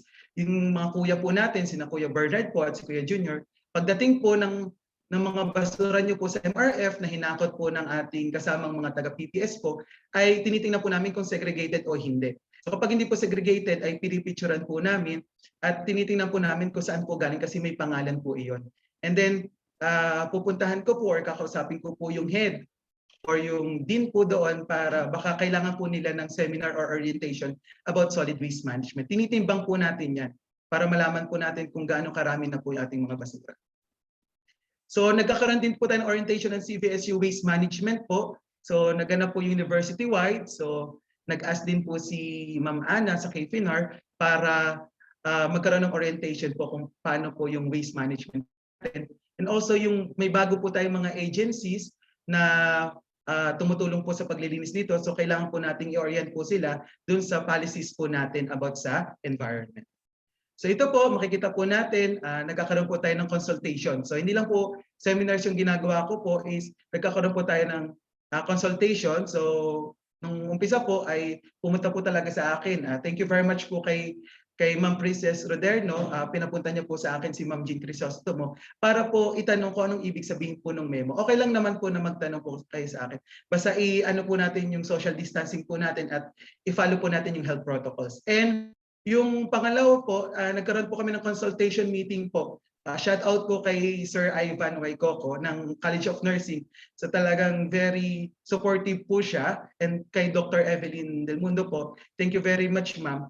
Kasi kami po sa consultation, hindi lang po kami nagsasabi kung ano po yung magandang plano natin sa university. Hinihingan po din namin ng opinion po yung ating mga expert po, nag-specialist. Katulad po sa nursing, so marami po silang mga chemicals, tinatanong ko po kung paano nila i-handle yon. And then tulong-tulong po tayo kung paano natin mas mapapaganda po ang university natin. Again, para maging safe po ito dun sa mga tao, lalo na dun sa nagtatrabaho. And lalo na po kapag dumating na po yung face-to-face, ay maging safe and sound po yung ating university sa ating mga estudyante po.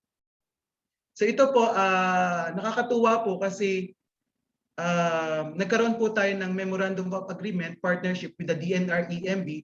So inaayos na po natin yung Continuous Ambient Air Quality Monitoring System Station po na makikita po inside the university.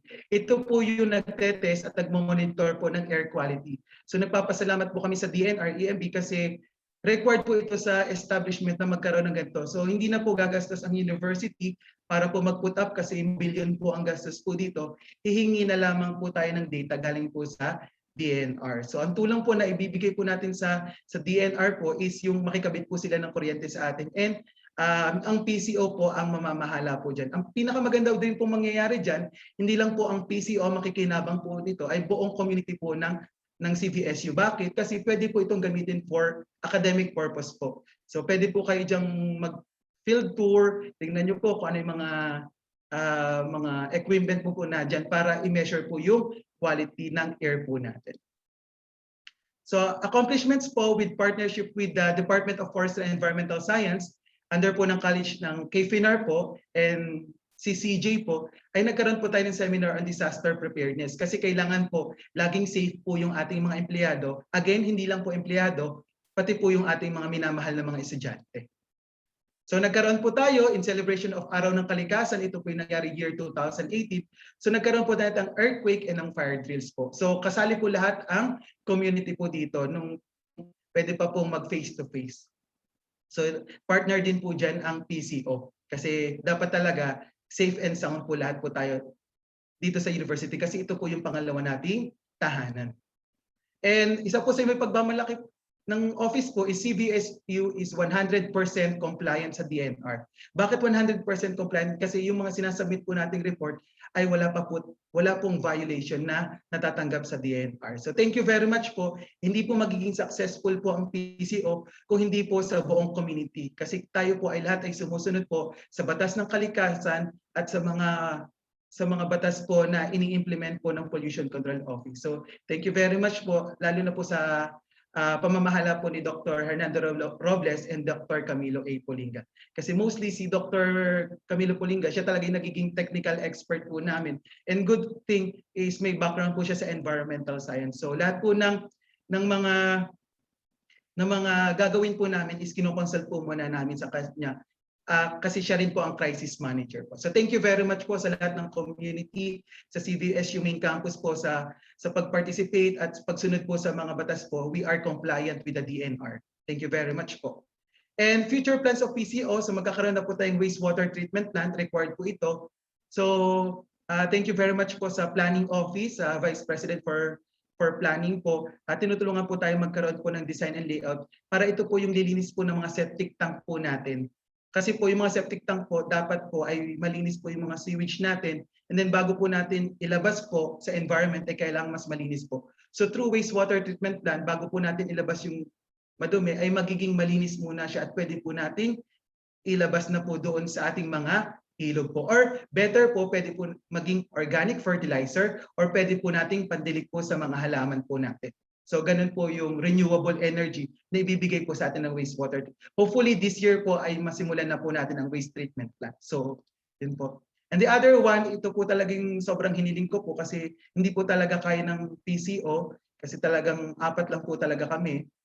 lima pa po kasama si Dr. Robles at Dr. Colinga, is nagkaroon po ng pollution control coordinator bawat offices po para po mara-echo namin po yung mga updates po about sa environment natin para mas maging safe po ang bawat isa habang nagtatrabaho po tayo at enjoy po tayo sa pagtatrabaho po natin. Ito po ay continuous participation in training of permitting. So dito po kahit online po ay tayo po ay pinapasama po dyan para kung ano po yung matutunan natin dyan ay may re-echo po natin sa mga pollution control coordinators ng each offices, units, and colleges at sila naman po ang magsasabi sa kanilang mga kasama po dun sa kolehiyo. So before I end, so iwan ko lang po muna sa inyo ito po. Sooner or later, we will have to recognize that the earth has rights to live without pollution. What mankind must know is that human beings cannot live without Mother Earth, but the planet can live without humans by Evo Morales. So with that, maraming salamat po. Once again, I'm Jun Sir Magpantay. Ako po ang inyong University Pollution Control Officer. Mag-ingat po tayong lahat at makakalikasang umaga po sa ating lahat. Thank you po. All right, thank you so much, Forester Jun Sir P. Magpantay, for that very comprehensive and very helpful discussion, sir, about the role of PCO towards a healthier and safer environment. All right, thank you so much po, sir. Thank you po. All right. So thank you to our speakers for this morning, to our resource speakers for this morning. And I guess that we will proceed on the open forum session. All right, so we have a set of questions for Ms. Nina, Professor Nanita, and of course, for Sir Jun Sir. All right, let's start with, right, for Ms. Nina. Hello, Ms. Nina. Yes, hello po. Hello, ma'am. So this is a question for you po, ma'am. From Mark Angelo Amon, ma'am. This is his question. Can we ask the first aid for these burn accidents na available po sa home? Okay, so first of all, to answer that, depende po kasi sa severity nung burn na natamo nung patient or nung victim yung i-consider natin. Now, there are 4 degrees. So merong first degree burn, second, third to fourth. So for sure si Ma'am Ninita would be more knowledgeable on this, no? Kasi yung mga first aid. Pero yung for first and second degree, yung mga pwede natin sigurong magawa ng paraan kapag sa bahay or sa workplace natin nangyari yon. Kasi obvious naman makikita natin yung extent ng damage visually kapag inobserve natin. So for first and second degree burns, we can wash the affected area of the skin with cool water, not cold. Kasi remember that when we burn ourselves, so nandun yung extreme temperature, no, yung heat, and then when you introduce another stimulus, which is yung cold water, it may go into shock. So which could pose more damage than good sa inyo. So we have to acknowledge the fact that kung gusto nating i-address yung pain or yung hapde ng pagkapaso, we can use cool water or yung ating tap water to run, no, through our skin in order to at least minimize the pain. And then yung second concern natin for burns would be the risk for infection. If may blister, nagpaltos or nagkaroon ng open wound, we might want to consider applying yung mga antibiotic ointments or cream, but again, depende sa magnitude nung inyong napasok. Kung malaki na yon, wag na tayong mag-employ ng life hacks, ika nga. So we might want to rush the person to the nearest clinic or the nearest hospital. Pero ako personally, I have experienced spilling hot water also on skin. Yung magkakapitapat ako and then unsafe na ginawa ko is nilagay ko siya sa edge ng table. So it spilled all over my legs and nasa bahay lang, so naka-short. So medyo masakit yun, mahapde. So what I did, hindi ko siya in-applyan din muna na kung ano-anong mga topical na mga ointments. Pero nag-resort ako to using aloe vera. So there have been research that aloe vera, yung gel nyon, di ba, common naman yun sa mga plantito nga, sabi ni Sir kanina, may mga paboritong halaman yun kasi ano lang siya less maintenance. No, hindi siya ganoon ka alaga na kagaya sa mga orchids and any other ornamental plant. So, yun, aside from the benefit na nakakapagpatubo siya ng hair, pwede siyang i-apply yung gel nun sa mga burns and it alleviates the pain, it helps it subside. And then in a couple of siguro mga days or weeks, nag-heal siya and luckily walang scar or any discoloration that would indicate na meron akong paso or napaso ako during that time. So yun po, yung sagot doon. Pero kung third degree at fourth degree burn na yan, baka pasunod na yung cremation na, wag naman sana, edi inisugod na po natin yung sa ospital. At makikita naman natin yung hindi, first aid muna. Pwede yung first aid kung minor injuries lang ang na-sustain. Pero if it's not, hindi na kayang band-aidan, dalhin na po natin agad-agad sa ospital. Yan. All right, thank you po, Ms. Nina, for the answer. And of course, a follow-up question po, and I guess another question from Mr. Mark Angelo Amon, ma'am. This is another question po. Regarding po sa electrical accidents, paano po kaya namin ma-ensure na yung na-purchase naming equipment and appliances is safe and DTI approved except po sa sticker niya? Thank you po. Yun. So si Mark po kasi ay estudyante ko yan sa culinary. Kaya very active. So natutuwa din naman ako sa mga questions niya. So to answer that, napakasimple lang naman. Buy from reputable markets or suppliers. No, kasi in that way, kung hindi man 100% na ma-ensure na talagang quality at walang defect yung product, meron kang alam na hahabulin. Kasi merong product liability itong mga manufacturers or suppliers na ito na nagko-cover doon sa mga pagbebenta ng mga substandard or mga defective na mga products. So again, at the end of the day, we can only do so much to be safe. So maghumanap tayo ng mga mapagkakatiwalaan at saka mga established na mga establishments kasi ito yung mga magbibigay sa atin ng peace of mind na hindi naman siguro nila sisirain yung ilang years nila sa industry para magbenta lang ng mga kumbaga quote-unquote sa term ng mga slang ng millennial, yung mga putyo-putyo na mga items. So ayun, bumili ka lang doon sa mga mahirap din kasi online, no? Maraming navi-victim ng expectation versus reality. Yung akala mo ang laki-laki sa picture, pagdating sa iyo para pala sa manika yung mga nabibili mong item. So maging din tayo, maging wais tayo kahit na tayo ay online shoppers. Make sure that you read the reviews, and meron kilalang manufacturer or supplier na pwedeng habulin in the event that there is an accident. Yan po. Thank you po, Ms. Nina. So napaka-active ng student ni Ms. Nina. Student po kayo ni Ms. Nina, si Sir Mark. Alright. Thank you po, Ms. Nina. I guess that's the questions po for our first speaker. And now we will proceed to the question for our second speaker, Professor Panaligan. This is your question, ma'am. Paano po kaya natin ma-encourage yung mga tao or students na ayaw or hindi pa din po nagpapabakuna? Yeah, I guess this is very timely, ma'am. Okay. So, palagay ko ang tanong, salamat po sa tanong at para sa kaalaman din na lahat, yan din po ang tanong palagay ko ng WHO, World Health Organization at saka ng Department of Health until now. No? So, meron po kasi tayong tinatawag na mga vaccine hesitancy. Yung vaccine hesitancy po hindi lang yung hindi pagpapabakuna, kundi meron ding ginagawa po ang mga tao na dinidelay yung alam naman nila na pwedeng magpabakuna pero nag-iisip pa daw or hindi pa daw ready, parang pinag-aaralan pa yung pros and cons, no? So dalawang level po, yung isa talaga ayaw magpabakuna. So this is the concern now of the DOH and WHO, and it's alarming also na para po sa kaalaman ng lahat that there are also movement na ito po ay ina-advocate. Magugulat kayo if you will be looking into the website, different website, meron po talagang mga nakalagay na no vaccine, no to vaccine, a movement o kaya ay vaccine hesitancy group, working group movement.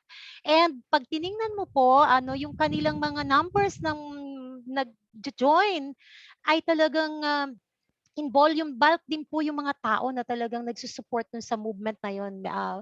Hundred thousands and mga ilang pungan. So ito po ay hindi lang ating concern but around the world. Ano po? So yun ang ating problem. But I think meron po kasing tatlong bagay daw na ano ang vaccine hesitancy. So one is yung confidence dun sa vaccine, which is yun ang karamihan ay ginagawang reason bakit hindi nagpapavaccine, because some ay ang paniniwala ay the vaccine is composed of parang ano to, anti-terrorist, ano ba ito, merong inilagay na ano doon sa vaccine, and this is one of our risk ano ng ating ginamit ng these are some of the issues na inaano po sa atin, no? And some naman the vaccines are not are commercially made because of some ano to yung gusto lang magkaroon ng mga pagkakakitaan, or yung manufacturing company, and even us, we are being yung kumakalat po na pinagpraktisan ang mga tao. I know most of you knew what I am talking about, ano po, because of this vaccine. So this yung confidence po ng tao is very much affected.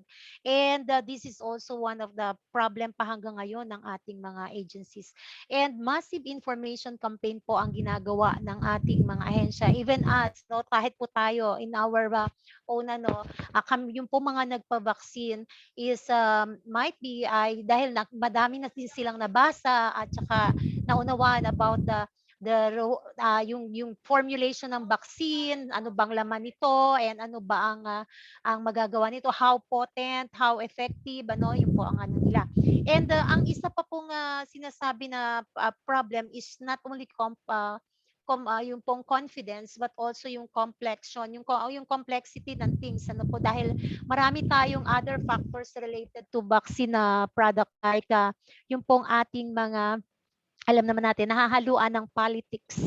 So merong mga political move na sasabihin po ay kaya lang ito ano ay dahil nagiging way ng mga politician para mag-gain ng maraming botante, or napapaboran yung madaming mga ano. So because of the different situations, yung iba po ay hindi po talaga nag-engage. So it's more on ito naman is on this part is behavioral ang problem natin, yung ating yung value driven, ano, kasi nga ay bukod sa walang paniniwala on the vaccine na effective ito to fight against this COVID, ay mayroon din pong mga other factors such as this. Pero kailangan po talaga is more education and yung masinsi na paglalabas sa publiko ng what is the real yung mga formulation ng vaccine and ano ito magiging effective. Ang isa pang medyo ano din natin sa iba, alam niyo ba sa ibang bansa, pag nagpa-vaccine ka, bibigyan ka pa ng support and ano yung pera, no? Some nga meron pang natatanggap.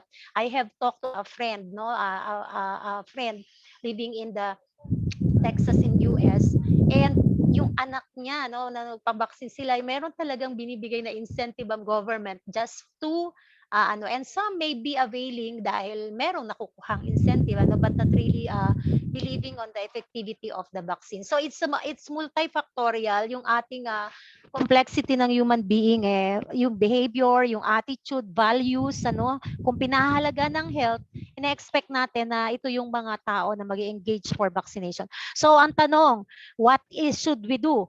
I think massive dissemination ng correct information, ano, at saka kailangan po mahigpit din siguro ang ating LGU and in the implementation process, lalo na doon sa mga affected talaga yung family na nagkaroon ng mga gantong COVID cases. And alam po natin na ang COVID ay hindi porke nagkaroon ng isang beses ay hindi na po magkakaroon. Madami pong history na meron pong recurrence ang COVID to those who have been infected din ng COVID. Ano po? So family members are very prone to have also. So kailangan makita nila yung kahalaga ng herd immunity. And herd immunity po ay 83 to 94% ang dapat na population na ma-reach natin para masabi na meron tayong herd immunity. And we are far pa doon sa percent na yon. So more ang drive pa dapat po na makampaign for vaccination. Thank you. Alright. Thank you po, Professor Ninita. So kami rin po actually sa bahay ay fully vaccinated na kami lahat. Yeah. Yes, from my parents. And I think this is very important also, ma'am, no, na nasabi niyo po na we need to find a valid and reliable information. Kasi nga po, sabi rin kanina na not everything na nakikita natin sa online is true. So yun po. Thank you, ma'am. All right. We hope that we answered your query po. All right. And for our last question, thank you po, Professor Nina. Okay, we have here for Mr. June, sir, magpantay. Sir. Yes po. Okay, sir, this is the question po. Ano-ano po yung methods ng university when it comes to solid waste disposal and management, especially before po tayo mag-pandemic, face-to-face classes? Thank you po. Okay, thank you very much. Actually, we are considering yung mga policies and regulations and ordinances ng probinsya natin, lalo na yung munisipyo, lalo na dito sa main campus, kung ano yung ibigay na policies about solid waste management ng munisipyo, sinusunod po natin yan. And also sa PGNRO po, sa ating probinsya, sinusunod po natin yan. And then after that, in national naman po, sinusunod din natin, lalo na po yung sa RA 9003. And hindi lang naman po sa DNR, we also following the DOH protocol, lalo na po sa mga infectious disease, yung mga pandemic. So if ever po, nagkakaroon po kami ng consultancy, before po namin i-implement sa university, ay kinoconsult ko muna po si Dr. Camilo Polinga as the crisis manager po and my supervisor kung paano po mai-implement, kung ano po yung mga karapat-dapat or yung pwede po sa university. So before mag-implement po kami ng mga policy sa university, ay ini-incorporate mo namin po yung mga suggestions po ng ating mga experts. Kaya thank you very much po sa College of Nursing, shout out po sa College of Nursing at kay Dr. Sanchez po, kasi lalo na sa mga health protocols po natin, we are following the IATF protocols po. So lahat naman po ng mga plans po nito ay nakabase po sa ating government. So thank you very much po. All right. Thank you po, Sir June, sir. Thank you rin po sa ating mga participants na very interactive po sila dahil nagtatanong po sila. And I think we are already aware on the current situation that we have right now. And for us to be able to be safe and healthy, I guess, is we need to, of course, practice and, of course, obey the safety and health protocols that we have here, okay, in every specific area and community here in our province and, of course, in our community. All right. So I guess that's the last question po for our open forum. And we would like also to thank and acknowledge Doc Louie and Dr. Alfie Solina for recognizing and appreciating our activity for this morning. All right, thank you so much po. And of course, to all the faculty members po ng CVSU institution na nandito po at kasama natin sa tanghaling ito. All right.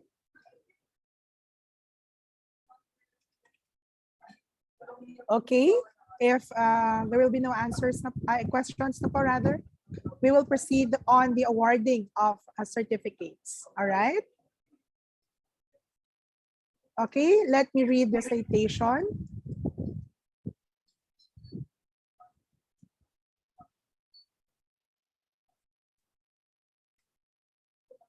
Cavite State, Republic of the Philippines, Cavite State University in Dam, Cavite presents this certificate of appreciation with the following. Ms. Janina Nonica Aquino, Professor Nanita Baltasar Panaligan, and Forester Junser P. Magpantay, in grateful recognition of the invaluable expertise rendered us as the resource speakers, leading to the successful holding of Episode 7, Health, Safety, and Sanitation Protocol in the Workplace. ISTORYA, a webinar series, impactful services and transformative opportunities in response to the needs of the community and the academy. Conducted by the Extension Services in partnership with the College of Education, College of Nursing, CVSU Tanza Campus, and University Pollution Control Office, held on this day of September 30, 2021 via Zoom and Facebook Live. So congratulations po, and thank you so much po sa ating resource speakers.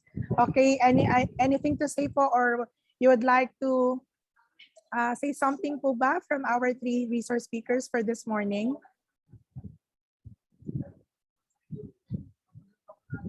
Muna na ako, ma'am, kasi ako naman po ang naunang nag-speak, no?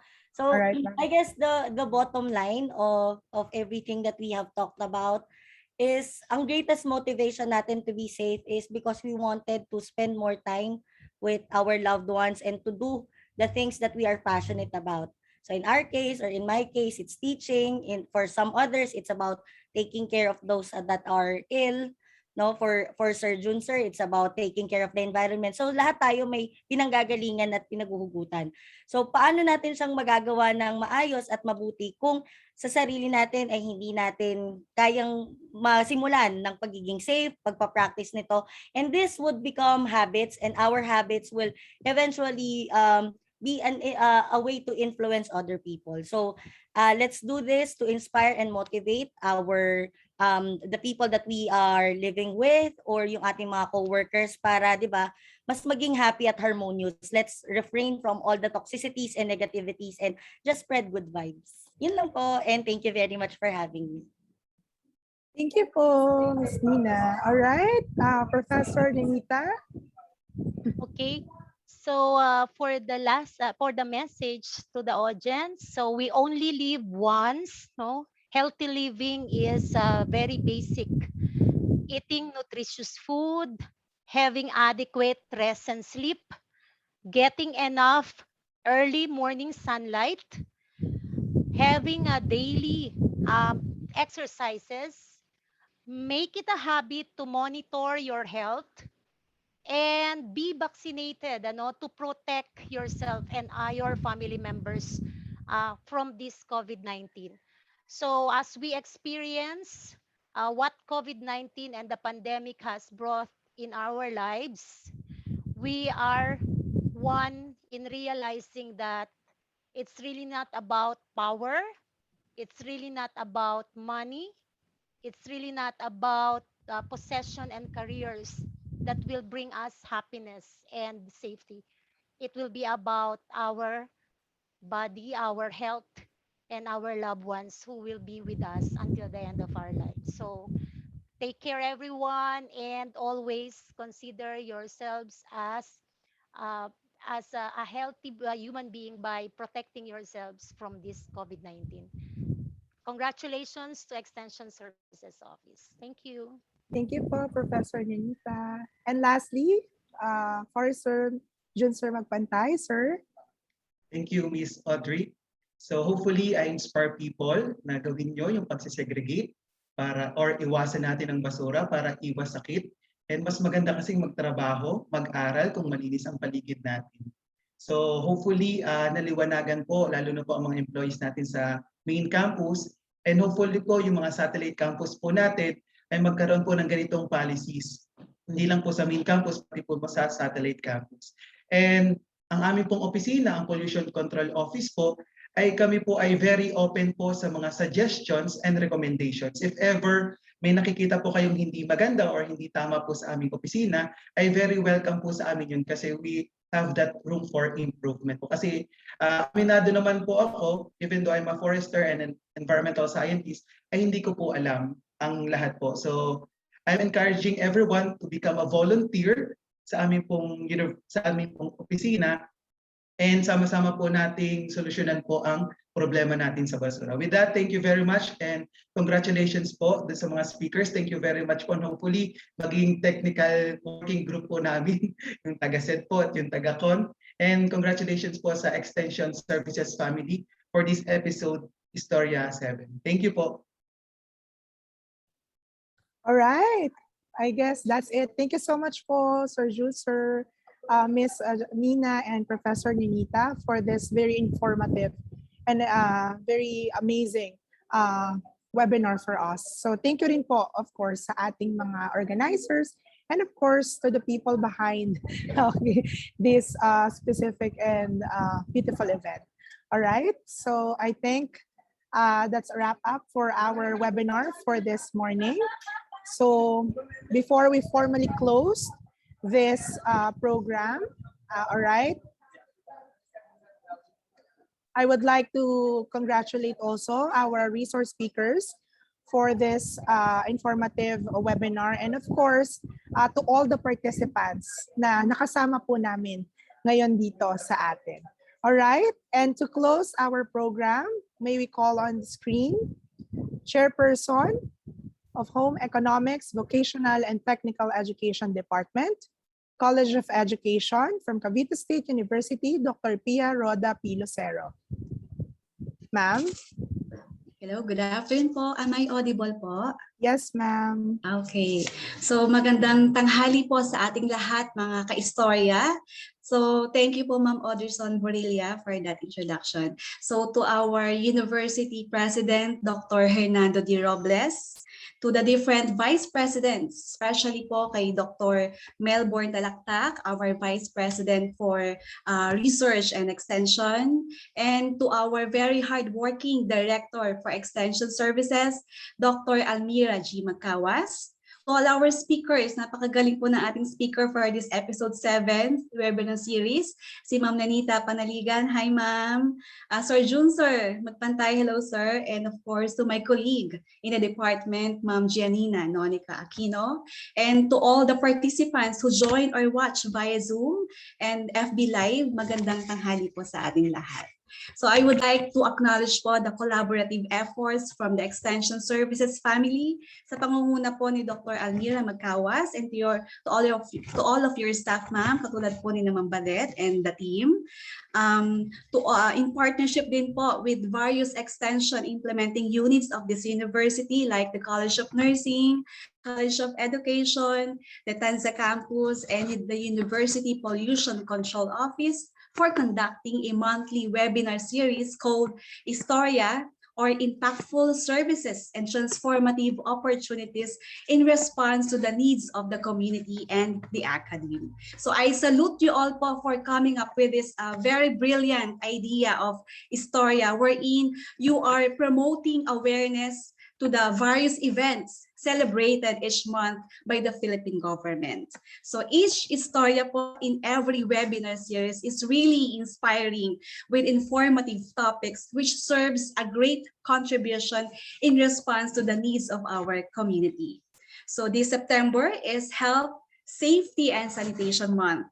So this is very relevant and timely topic since we are still facing a big health challenge that the global community is hit by the outbreak of the COVID-19 pandemic. So I'm sure that we all learned a lot from our great speakers for today's webinar.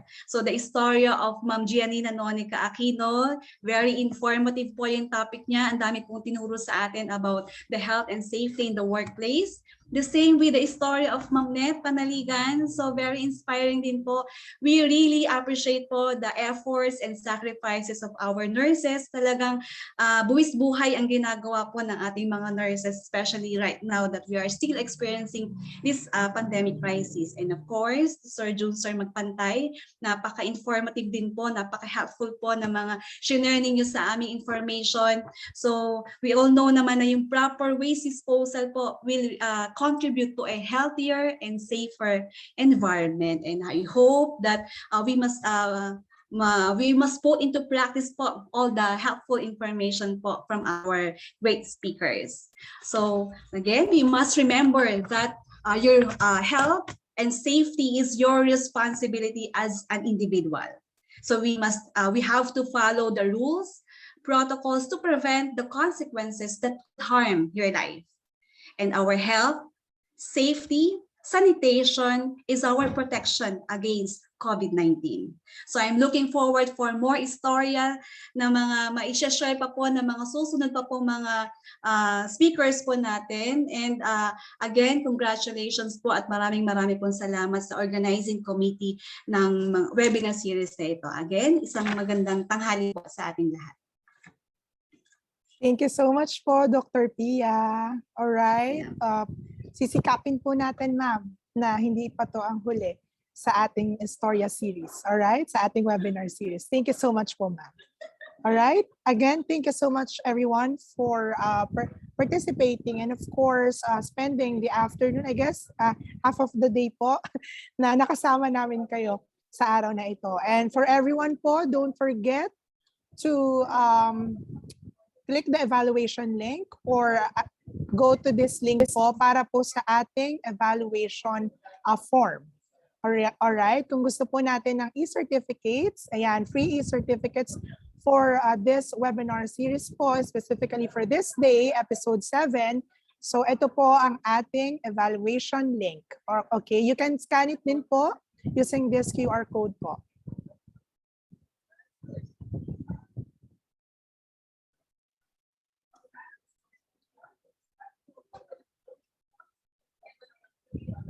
Alright, I guess. It's my pleasure po. Thank you so much, Lynn, po, for inviting me. All right, everyone, thank you so much. My name is Audrison H. Borilla, and this is Cavite State University Extension Services in partnership with the College of Nursing, College of Education, Tanza Campus, and University Pollution Control Office, ISTORYA, a webinar series, impactful services, and transformative opportunities in response to the needs of the community and the academe. Episode 7, Health, Safety, and Sanitation Protocol in the Workplace. Thank you so much, everyone, to our speakers for this morning, to all the participants and the organizers of this program. Stay safe and healthy, everyone. Thank you so much po.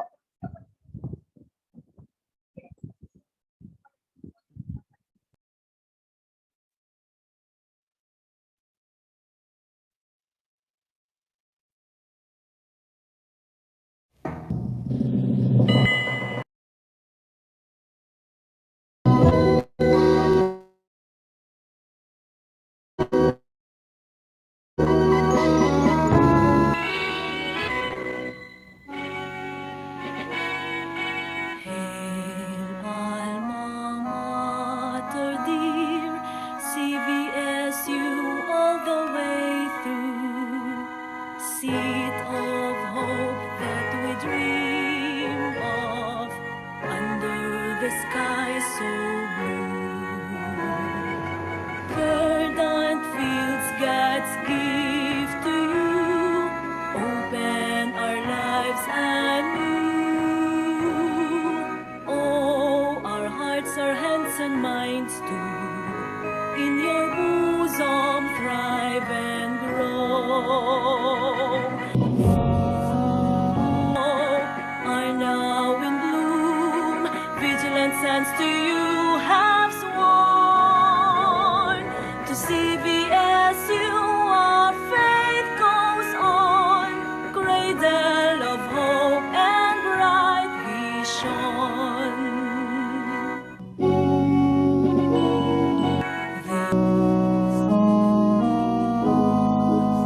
There are the nation builders, blessed with strength and power.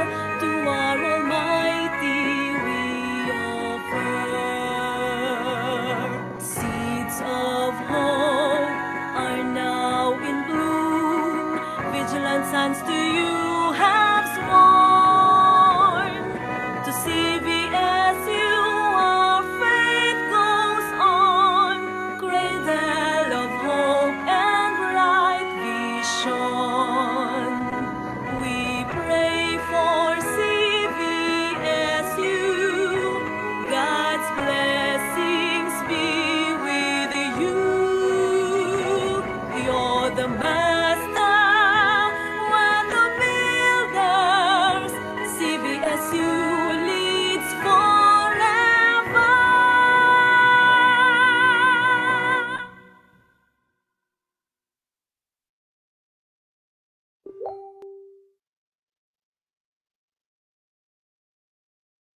Okay po, maraming salamat po, Nanita, Ma'am Bye, ma'am. Thank you. Opo. Salamat.